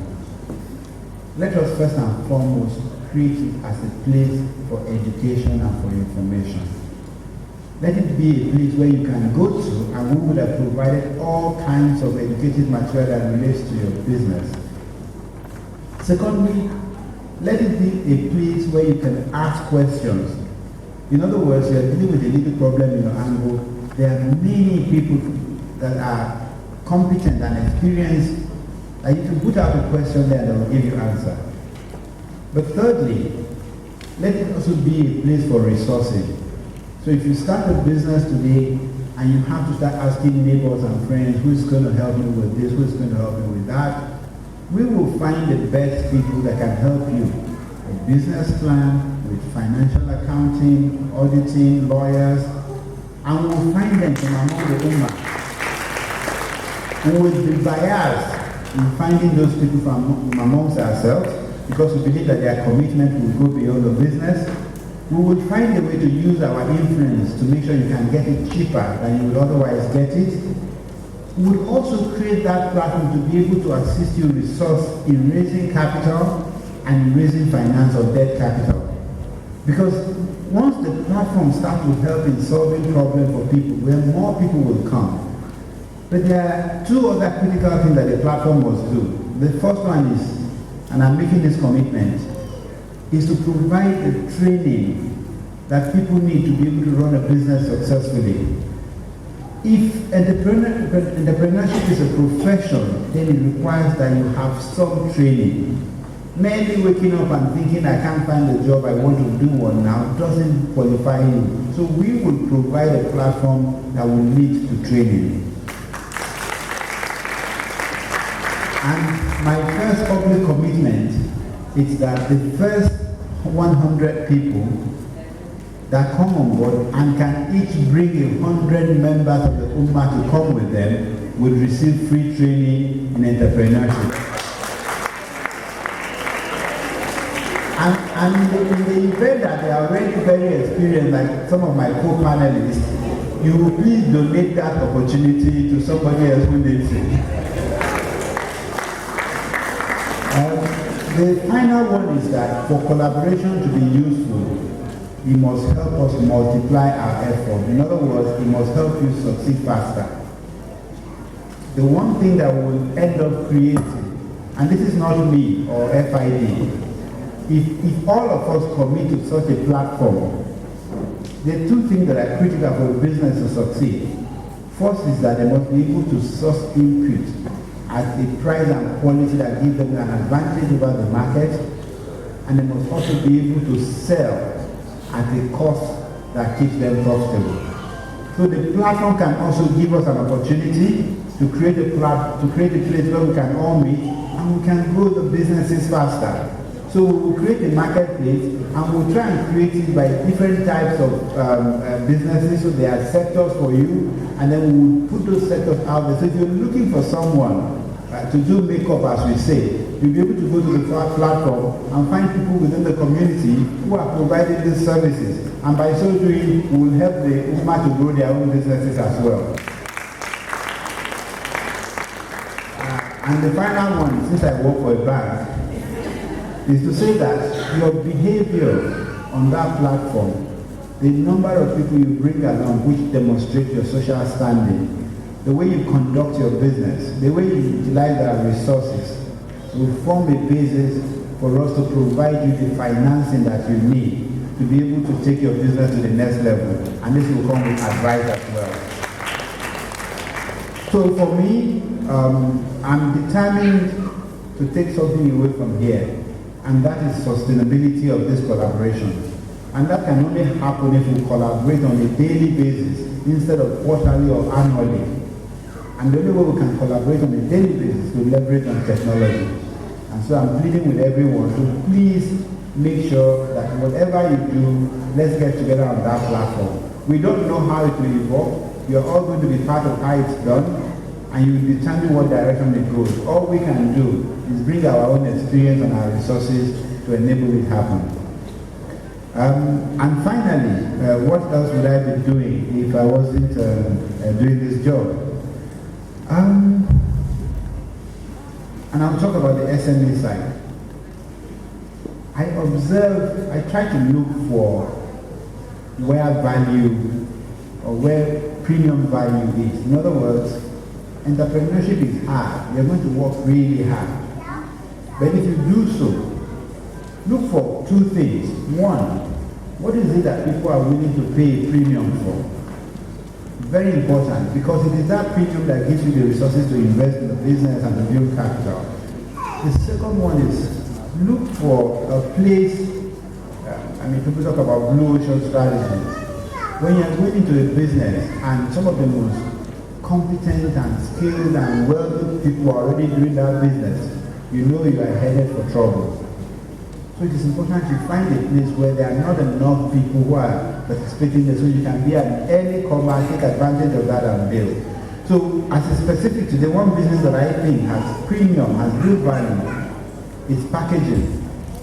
Packaging, and I'm talking about simply taking food products of any kind, whether it is dry product or ingredient or finished product, like kunu, the example you made, from their natural form where the cost of producing is very low to the premium form where once you put it on the shelf and it is identified as a certain premium value, there's so much you can make out of it. When you think about it, every time you go to the shelf today, the things that are premium packaged, likely imported, are sold at a multiple of the price of the things that the same thing that are local. Or another way to think about it is when a farmer produces cocoa today, when it becomes chocolate, out of every 100 naira that is in that chocolate, only 3 naira goes to the farmer. Everything else is in processing and packaging. So if I was doing SME today, I will be incredibly focused in packaging products that are premium products, that are obviously, they meet the standards that are required for export, and then once they get on the shelf, very quickly to grow by itself and you can then compete globally. That would be my choice business. Thank you.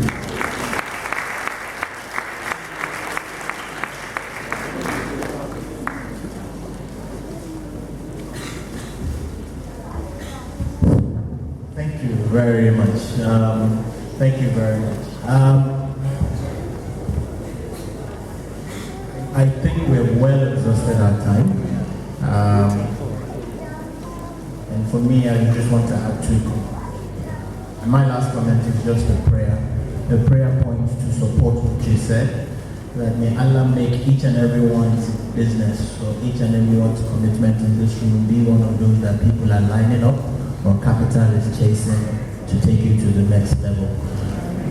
On that note, I would like to say on behalf, and I would like us to give this panel a warm round of applause for their contribution.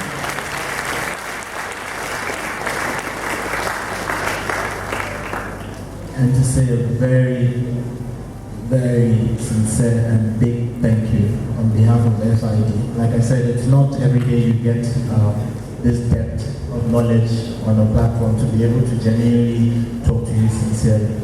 And we truly and thoroughly appreciate your time. Thank you very much.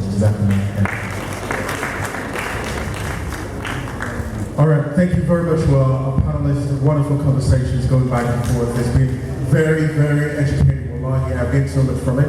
We'd like you to please still have your seat. We'll have pictures, a picture upcoming, and then give them gifts to you. Okay, all right.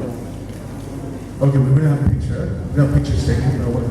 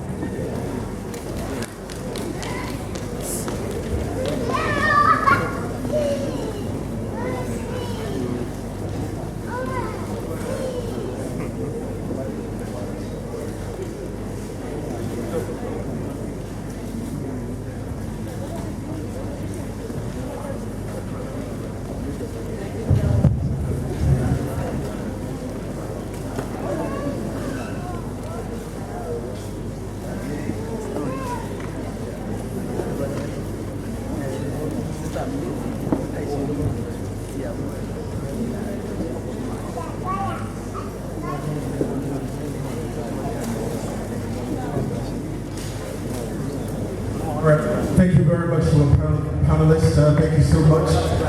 Well, I mentioned earlier, can we give them a round of applause, please? Thank you so much for coming. Thank you for the education given. You know, I mentioned earlier that it was going to be an education session, and alhamdulillah, it turned out to be that. It's been very informative, very enlightening, and I'm sure we've gained so much from what's been said, alhamdulillah. Okay, thank you so very much for coming. Thank you for the wonderful session. Alhamdulillah. Thank you, sir, for coming.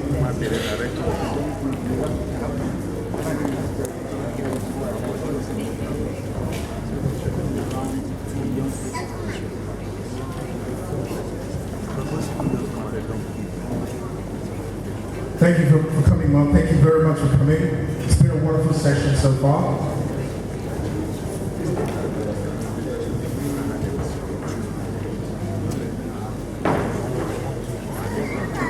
All right, thank you very much for coming. I mentioned earlier that it was going to be a wonderful time, you know, with the panelists on the stage. Wallahi, personally, I get so much from what's been stated. I would say that this is like a full course for SME development in Nigeria. If you want to start an SME, I'm sure you've got all the details on how to start that. It's been very informative, very, very educating, and I'm really happy to have that going on. There's something I want to like pretty much reiterate on what we have heard so far. You know, they mentioned something interesting. Sustainability to me is a key word here. The bulk of business success is sustainability. People should be able to come to your business over and over again, being able to enjoy the first experience. So now, if I came to you the first time and you gave me something interesting, I want to still be able to come back and enjoy the same service. So constancy and sustainability is important. We should be able to build businesses that can stand the test of time. But how can we do that really? Because the thing is, people will talk about, you know, business ideas that are incredible, interesting. You know, okay, I have this idea and I believe it's going to last the test of time. How do you have that done? So pretty much much, we have the timing going on, and we're going to move to the next session, which is the pitching session. This is a platform for young Muslim entrepreneurs to be able to come on the stage and talk about their ideas and their business ideas, and inshallah, in the process, have collaborations done for that. So each person is going to come on the stage and have a chance to pitch their idea. We have 1 minute to do that. So there's something called the elevator pitch, which means that when you're in the elevator, you have to tell somebody about an idea, and you have a chance to do that, and not much space or time. How do you encapsulate all the ideas into one single line? And that's what this is all about. So we're going to bring it from Fatima. Remember, Sheikh is the first person coming on the stage. The company is Rhythm and Flow. Do we have Fatima here? A round of applause for her, please. So it is Rhythm and Flow. She's going to do 1 minute pitch about the idea. You want to come here, please?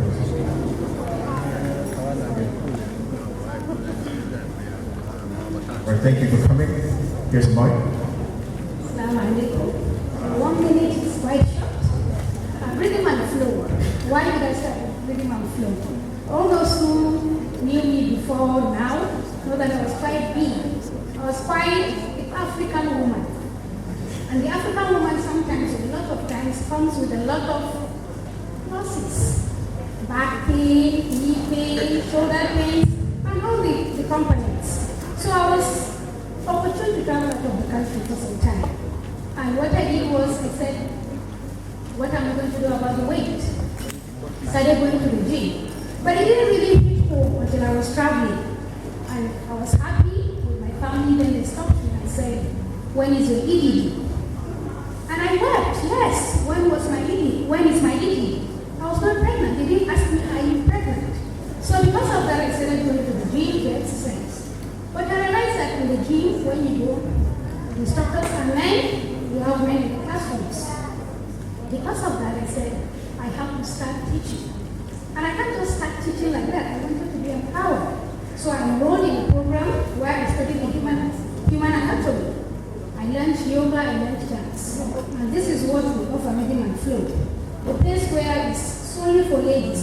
All the staff, except the security guards, they were all ladies. So, thank you. 95% of my clients are Christians. So I asked one of them, why do you come to Rhythm and Flow? And she said, serenity, comfort, security. 20 seconds more. Okay, security. And I thought, I said, for Muslims, this is what we need. We need security, we need comfort, and we need to work within the Islamic framework, right? So I throw this to you, the ladies, and to the men here who have ladies like me at home. Why don't you come to Rhythm and Flow? Thank you. Thank you very much for that. The next person, without wasting so much time, thank you very much. So the next person we're calling Hanif Abbas. Is Hanif Abbas here? So he's coming and he's going to be doing a pitch for Field Night Investment Suites. All right, thank you for coming. A round of applause for him, please.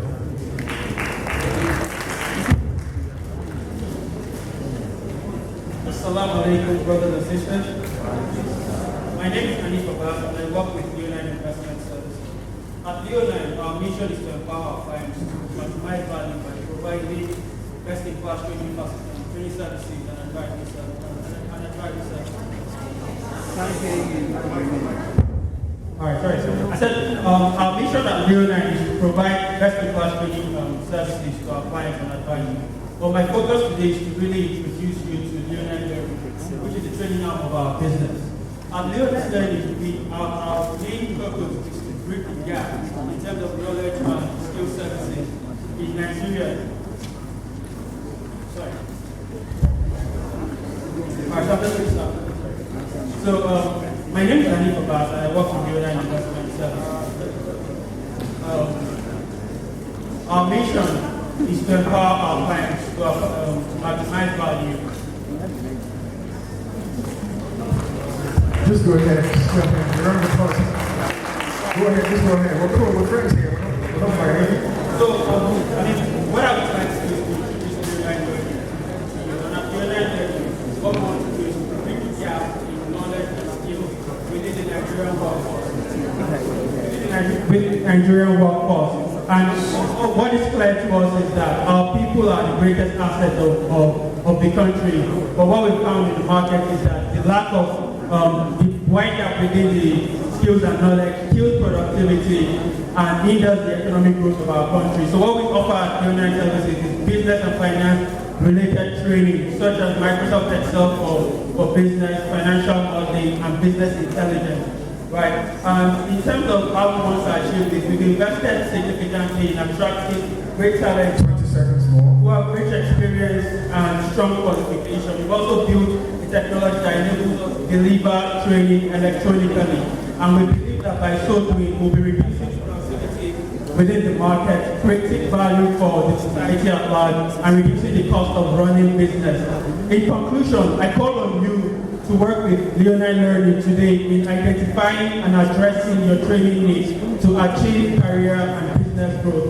Myself and my colleague will be available throughout the day to listen to speak with you, and we'll be happy to take business forward. Thank you very much. That's a wonderful comeback. It was like, shaking at the beginning and then going along. Thank you very much, Halif Abbas from Leonine Investment Services. The next person that's going to be 1 minute pitch is Dr. Adiola Mariam Toye of Hello Care Nigeria. Is she in here? Dr. Adiola Mariam Toye of Hello Care Nigeria. You the person, okay. Thank you very much. Okay, all right. 1 minute, please. Thanks. All right.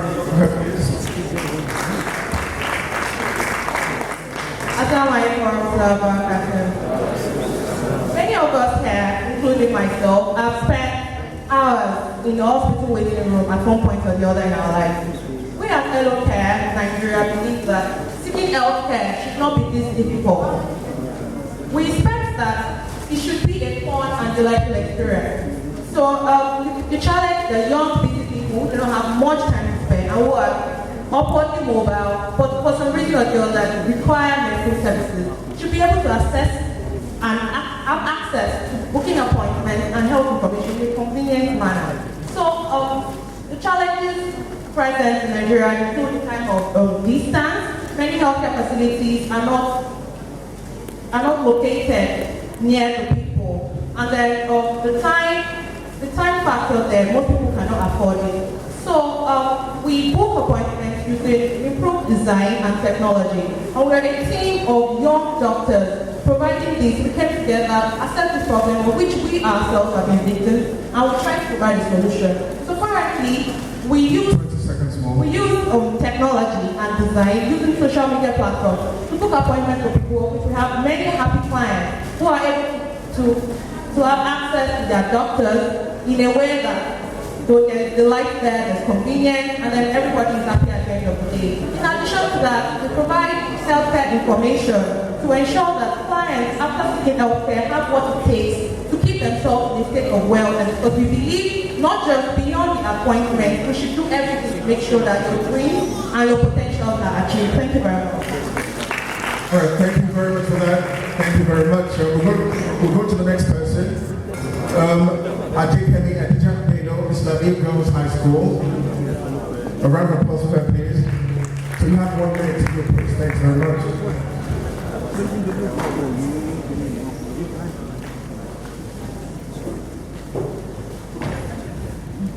Assalamu alaikum warahmatullahi wabarakatuh.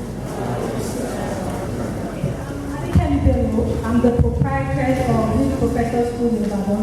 It's an award-winning school by West Africa.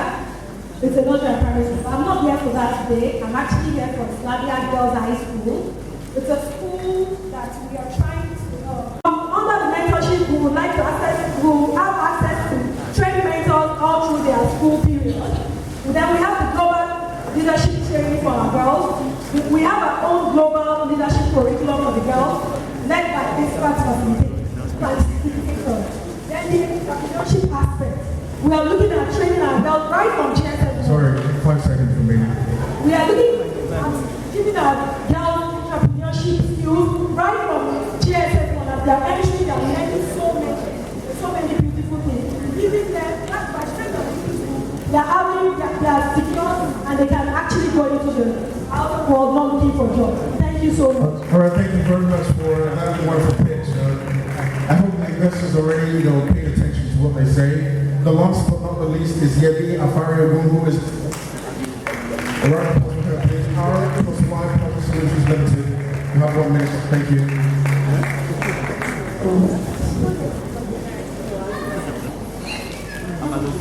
A round of applause for her, please. Assalamu alaikum, everybody. My name is Demi Akariegu. I'm the director with R&Y Project Solutions Limited, a company that I co-founded with my husband. We are both architects and we've been practicing architecture for over 15 years. But 4 years ago, we started this business because we were trying to solve problems, hence the name Project Solutions Limited.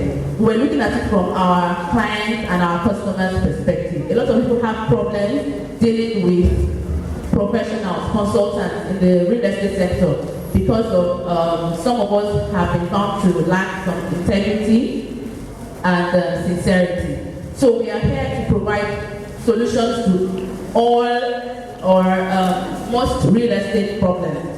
So we can advise, we design, we build, and we refer you to other consultants. But as part of our value proposition, we develop houses for sale, and that's the key segment in our business. We have houses in Lekki, Ikoyi for sale, and we're doing 3 developments now. And somebody's going to go around with some invite to an open house. We have our open house for our first development in Lekki Phase 1, and you are all invited. Please come with your checkbook to buy houses.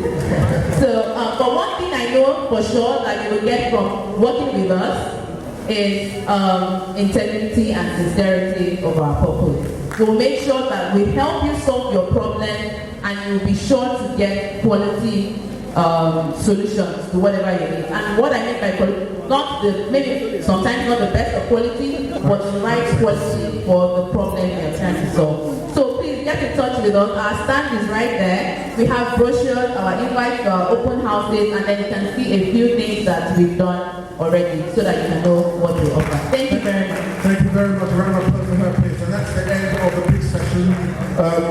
For interested persons, you might want to meet with those who are below the stage for the big sessions and have a chit chat with them, inshallah, and see how things can progress. I'd like to pretty much say something interesting. Okay. Say something interesting, and it's the fact that have we not seen the pattern of what's happening on the stage? I mean, before they talked about having the male to female generation, on the stage is more in the pitch as well. Okay, all right. So the interesting thing is that, the gender ratio is interesting. You can see the picture again. You have 4 women to 1 guy, 4 ladies to a guy. That is something very telling. In the Islamic community, wallahi, despite what has been stated in the international community or on the international stage, Islam is a feminist religion. Islam gives so much chances to women to actually thrive and progress. The first university in the world, the first university in the entire world, which was actually established and started by a Muslim woman. Her name was Fatima Al-Fihri. She started the university called University of Al-Qarawiyyin in Fez, Morocco. It's still on at age 59. Interesting. So Muslim women have actually played major roles in society development, society growth since time immemorial. It's a long time. So we need to really stress that very well. Well, from this, we're going to be going on the break. Okay, so on the pitch. Okay, all right, that's interesting. So before we go on a break, we're going to be having like a 10 minutes or 10 minutes about break. Before we do that, we're going to be bringing Mrs. Edie Abimbola back on stage. Okay, Ms. Bradley, back on stage. Sorry, back on stage to talk about the feedback of the pitch session. All right, welcome, man. A round of applause for her, please.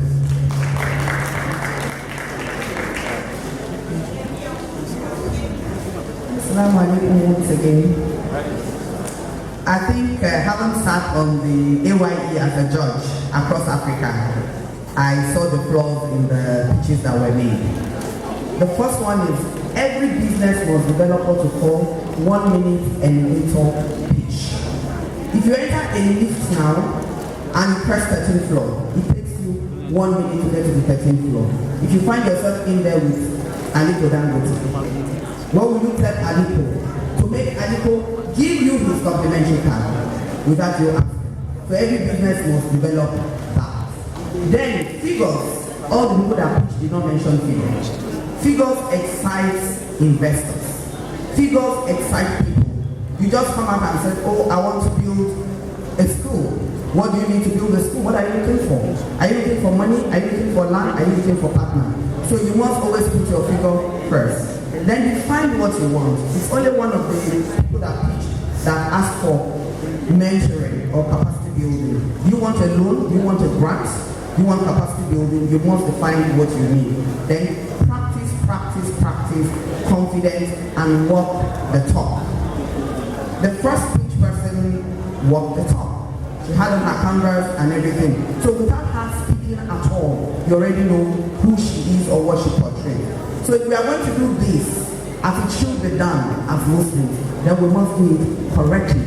So that when we raise our heads and we speak to people, they will know that yes, the Muslim Ummah, the SNU are a force to reckon with. Thank you.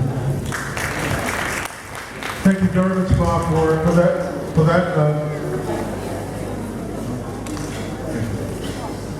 All right, thank you very much, Ma, for your perspective and things. We're going to be ending the first leg of the event, and we're going to do a 5-minute break. You can see the stoves already occupied with different, products and services. You might want to give yourself the opportunity to go around and have a chit chat and see what you can buy with them, inshallah. We're going to be reconvening 5 minutes time, and the session is coming back again. Answers and questions and answer segments are coming, so keep in mind on the show. We're going to be back in a few minutes, inshallah. Assalamu alaikum wa rahmatullahi wa barakatuh.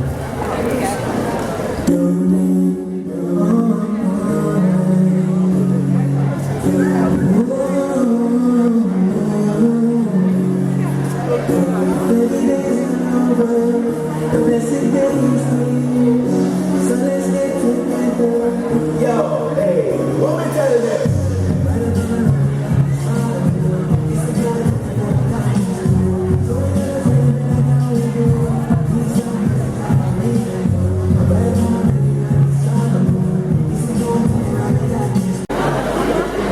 Alright, the second session is about to start. The FID Frenzy and Development, Islamic Development event here. Can we get back to the six? Alright, we're going to start inshallah. Assalamu alaikum wa rahmatullahi wa barakatuh. It's been a wonderful session so far, and the second leg is about to start. More conversations, more back and forth, more education, more gleaning of wonderful stuff within Islamic space about to start as well.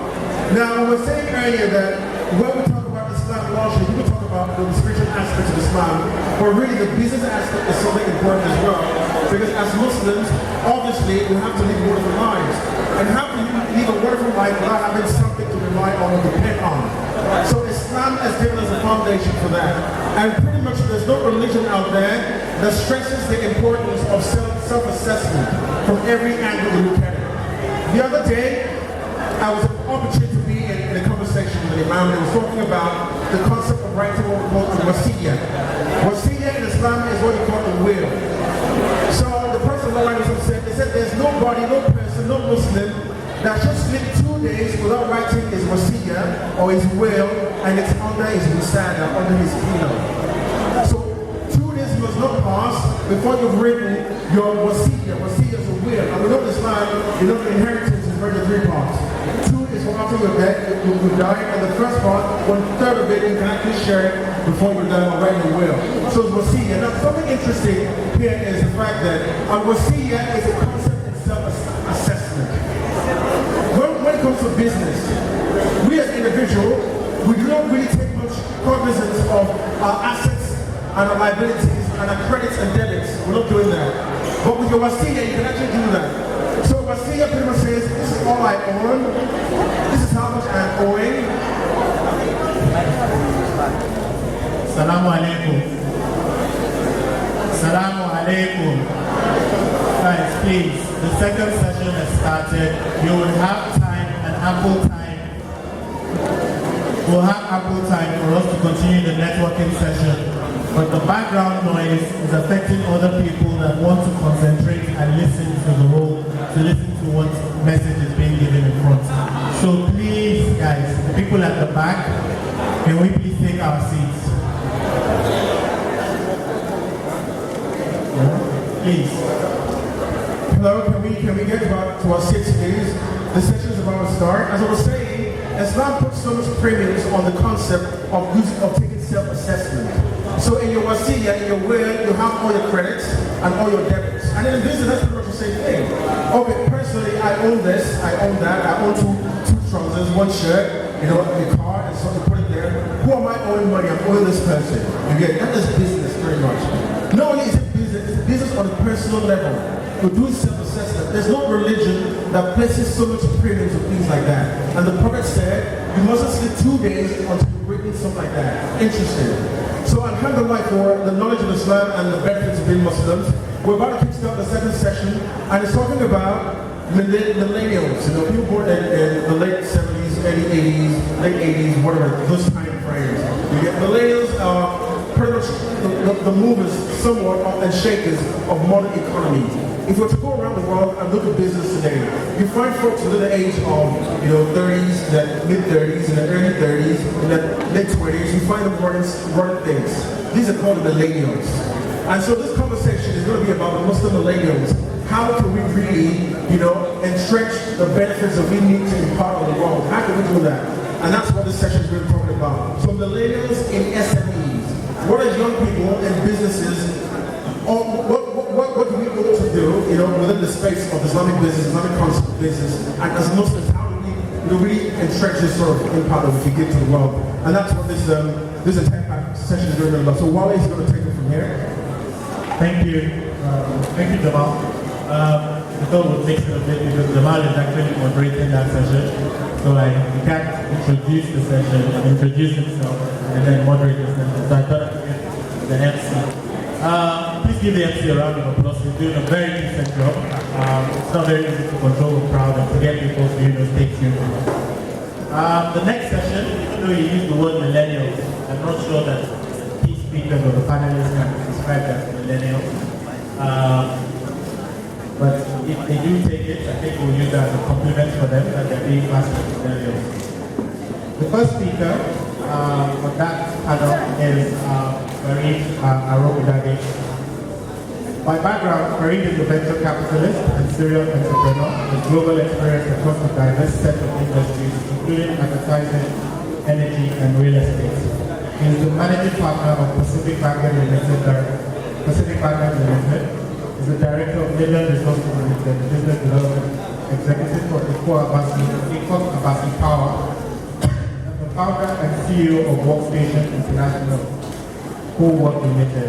Farid is a member of the advisory group on technology and creativity for the federal government of Nigeria. It's not Farid's resume that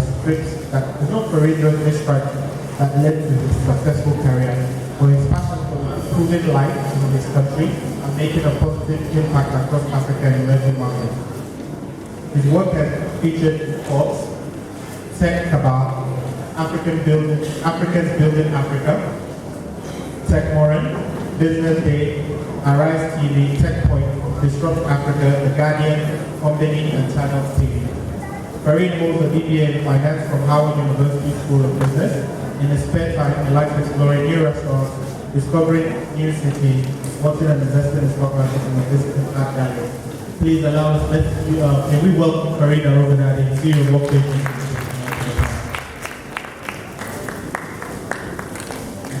Our next speaker, again we said gender correction, is Oyinkansola Fatima Momo. She is the founder of Muslima Style Guide, an image development agency focused on Muslim women and Muslim-friendly businesses. She has worked in the fashion industry for 10 years, and 5 of them have been focused solely on Muslims in fashion. She is passionate about character building and wholehearted living. Please let's welcome Oyinkansola to the stage.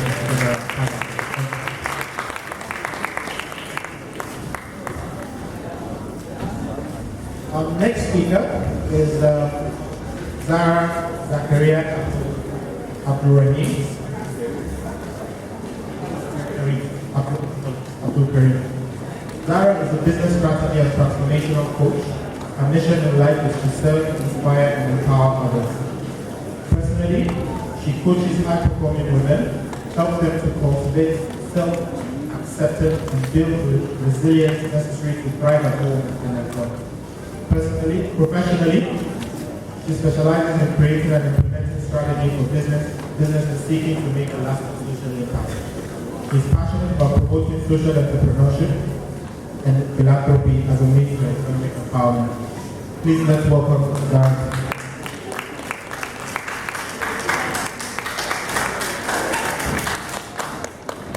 Our last speaker, but not the least, is Abiodun Said Isikwai.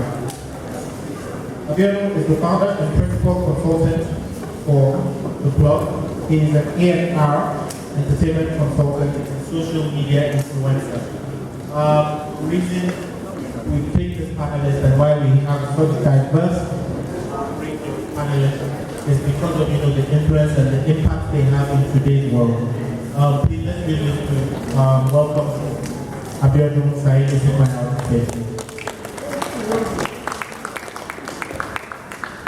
Again, like I said, that this session was not the people we picked deliberately because they are, if I may use the word trendsetters, they're leaders in what they do today.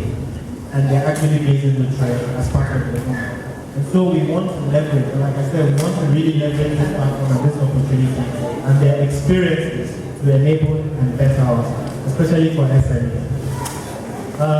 Jamal, as we all know, and you've seen it today, will be moderating the session. So I'll give the mic back to Jamal to take over. Thank you. All right, thank you very much. It's going to be a wonderful session, inshallah. I'm really personally stoked to kickstart this. We're talking about millennials and SMEs. I mentioned earlier that if you were to go into, like, take a cursory gaze of business today, you'll find that young people are the ones who are actually, big, holding sway in certain areas, and that's something very interesting. In the past, that would have been something unheard of, because for you to be young and holding sway in certain business, you have to have a good experience and practice over the years. But thankfully, technology has paved way for young people, millennials, to be able to help them. It's an honor to actually be on this session with you folks. Hello, how you doing? All right, we have it's part of gender equation here, like the other one. So we're going to kick start. First up, I'm going to start, with Farid Arabidani. We're talking about the role of technology and innovation in SME development. I mean, you started out, something interesting in this part of the world. So what would you say about the role of technology and innovation in SME development? Or you can speak to me. Okay. Yeah, so, thank you for Salam alaikum. Thank you for inviting me to speak at this event and share my ideas on technology and its role in SME development. I think we all know that technology essentially serves as sort of like a disruptive mechanism for businesses to remain, technology and innovation actually, because I think that's the question now. It serves as a disruptive mechanism for businesses to remain competitive in today's global and local environment in terms of how people operate, in terms of how they interact with businesses now. So I think it's very important for businesses now, especially all the startups and even existing businesses, to see how they can leverage on technology and innovation. Three key things that for me strike out when it comes to thinking about technology, the effects of big data. Big data is important for any company now because gone are the days where your interactions with your clients or your customers are just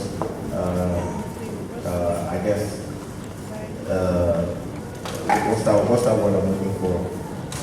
You want to kind of be able to gather information about how people are using or experiencing whatever product or service that you're bringing to the market. So you want to collect as much information about even down to things like spending habits, how many times people say you have a physical location for your business, how many times those customers actually come in. So big data is important. And we can see it with the advent of like social media, where people are starting to realize the importance of actually gathering and building all these different networks. So essentially, data is important for any business. You need to collect as much information about people that are using your products or people that are actually using your services. So that's one of the key things. Another thing about technology is the efficiency it provides and the way it automates the process for any business.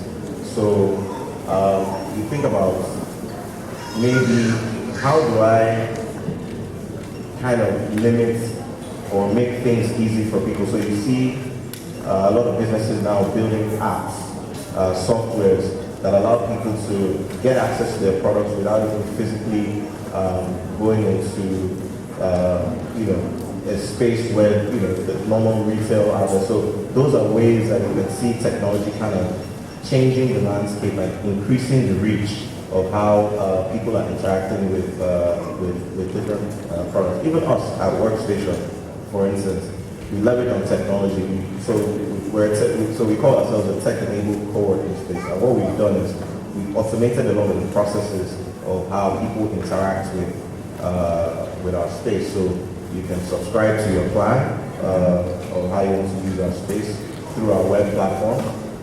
And you can even do things like engage other members of the community, other businesses within our community. You can down to something, a simple task like, and people don't know how important taking away some of these recurring tasks with technology, what value it creates for your business and the cost reduction. So you think about how every time you have to get someone to perform a task, but with technology, people can actually book meeting rooms without having to look for an operations person and say, oh, come and actually do this thing for me. You can do it yourself. So it's important for us to start thinking about how does technology impact our business? How does it help us scale? How does it take my business from a business that's possibly generating 10 million naira a year to a business that can generate 100 million naira a year? So these are things that technology does. Like it adds that value, increases the reach. And likewise with innovation, one of the key things about innovation, especially with any businesses, you have to think about it from a creativity point of view, because without creativity, it's difficult to spur innovation. So within your business, you also have to start thinking about how do I transform even the culture. Obviously, you have employees, you have partners, people that you work with. How do you create that platform where people can think freely and spur innovation, maybe even by adding value to the current services that you're providing. So again, there are different ways to innovate, and 5 of the key ones that I just quickly run through. One of them is open innovation, and that's where you kind of look at what you're doing internally in your business, and then look at what other businesses in your industry are also doing, and how can you kind of merge both ideas and transform what you're currently doing within your organization to kind of stay ahead of the curve and make sure that your business doesn't get, like you say, in this new age, like don't get revolutionized out of your business where you find out that you've lost all your clients and your business ceased to exist. And then there's also another type of innovation where it's more disruptive. So you go into an existing marketplace, even as a new business, and you come up with an idea, sort of like, you come up with an idea that gradually creeps up into an environment where there are already dominant businesses, where you create a disruptive way to do something that's already been done. And I'll give an example. So you look at Uber now. I'm sure a lot of people in this hall have used Uber or Taxify. But if you remember, a few years ago, you had to go out on the streets and hail a taxi. So these are the disruptive things that are happening, and that's how people are actually innovating and changing how people are, and it also kind of simplifies our lives now, right? So you can call a taxi from wherever you are. You don't have to send somebody to go and help you look for a taxi. You don't have to go and stand on the side of the road. The taxi comes to you. There's another type of innovation. It's called reverse innovation. And that's where you look at inefficiencies in the market, and that mostly happens in developed countries. So you find solutions within a developing country, and you use that to create a solution that can eventually be used in developed markets as well. So there are different forms of innovation, and businesses need to start thinking about how do I start to look at ways to keep expanding on what they're currently doing, or even thinking about, okay, I want to start a new business. How do I make sure that I can separate myself from other competing businesses within that same industry? Another type of innovation that I think is also important is incremental. So you have existing businesses, you have existing products and services. How do you gradually add new features to your product or your service that you're offering? And those incremental add-ons can also kind of spur maybe interactions with your existing customers, or even helping you draw in new clients to your business. So for me, those are some key elements to seeing how you can transform your business using technology, using innovation. And just to kind of round it up a little with this idea, in 2016 at the World Economic Forum, and I'm sure some of you might know, it's coined that we're now currently in what we call the fourth industrial revolution. And as we can see, technology, innovation, it's essentially embedded in our daily lives, from down to how we use our phones every day. I'm sure a lot of people wake up in the morning, emails are already flying through your phone. So essentially, technology is now embedded in our daily lives, in society, even down into the human body, even with robotics, with artificial intelligence, machine learning. So you constantly have to think about, how do I ensure that technology does not kind of, take me out of the game with my business, you know what I mean? So you have to keep, seeking more information, seeking knowledge about it. Obviously, we know that technology is growing at an exponential rate, but we just have to keep, keeping up with the current happenings, and making sure that, we make sure it's an integral part of our business and our activities. All right, thank you very much for hitting that for that wonderful insights. A round of applause for you, please. You mentioned something, just to kind of reiterate what you mentioned. You talked about Uber. Uber is a company that's worth over $60 billion without owning a single taxi. A company in the transport business worth over $60 billion without owning a single taxi. So that's the interesting part about innovation and technology, how it can actually bridge the gap, and make you a ton of money as well. Thank you for your wonderful insight. So we're going to be going through where you come along. So the question is, what are the barriers to entry into business? What are the barriers to entry into business? Maybe you become quite successful with Semester Guide, and it's doing quite wonderfully well. Understanding the customer base and how to retain them. So what are the barriers to entry first? How do you understand the customer base and how do you retain them? Questions. Yes, I don't know why I still get nervous when I talk to people, and I know everyone in the audience. Okay, so the barriers to business. I'm going to identify two, and that's because I've worked with so many small Muslim businesses, and these two problems are recurrent problems.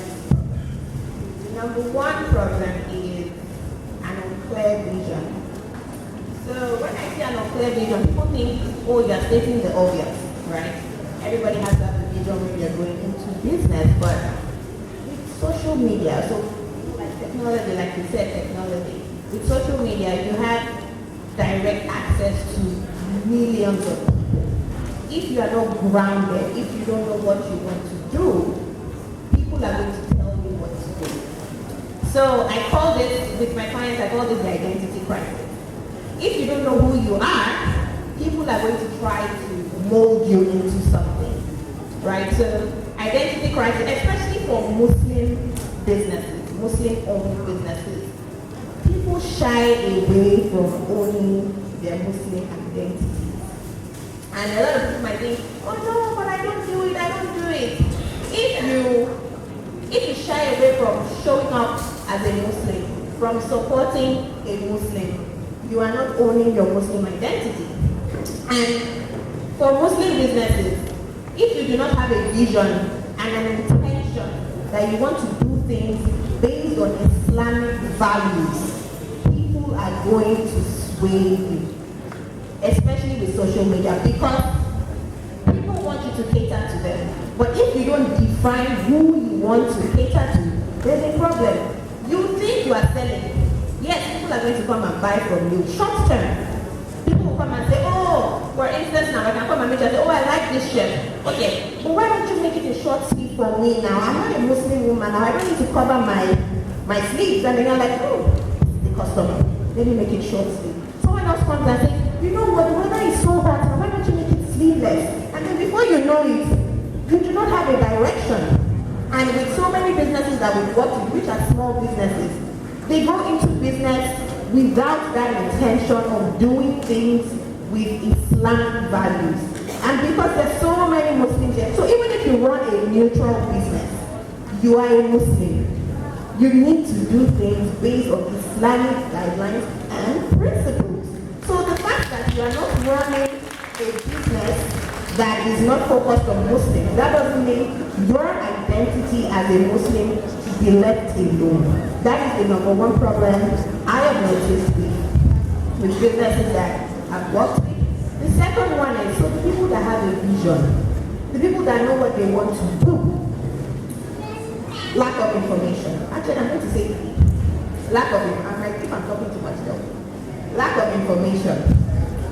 With social media, and I keep going back to social media, because most of the small businesses use places like Instagram and Facebook to start their businesses. So there's no website or anything. People start off from this, mostly Instagram. We tend to overvalue ourselves.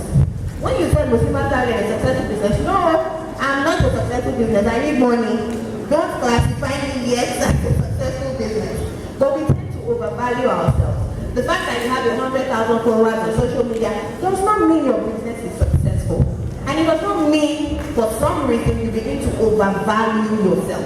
And then you begin to let go of certain things that you are meant to be doing. On the other hand, some people undervalue themselves. They have so much to offer, but they just feel like, oh, you know, just because XYZ is doing this and I don't have this, I can't do it. So we need to understand where we are. Don't overvalue yourself. Know where you stand in your industry. If you need to go and learn, if you need to go and train, go and do it. Don't feel like, oh, because there's some overnight success thing going on, you've arrived. Forget about that. So try to get information about your business, your industry. And I believe we've heard this over and over again. Look, everything everybody is going to say here, you've heard it before. Everything the panelists said in the first panel, you've heard it before. But if you're not willing to put in the hard work, it won't happen. So I feel like we go for all of these business workshops, business clinics, and then we get hyped for 1 hour, 2 hours, and then we go back home and we do nothing. That is the cost of SMEs these days. You need people to keep, I mean, like, after here now, what next? What happens? When you go home, what happens? But anyway, that's a whole different conversation. But lastly, and this is now no longer to the businesses, this is now to the people in leadership positions.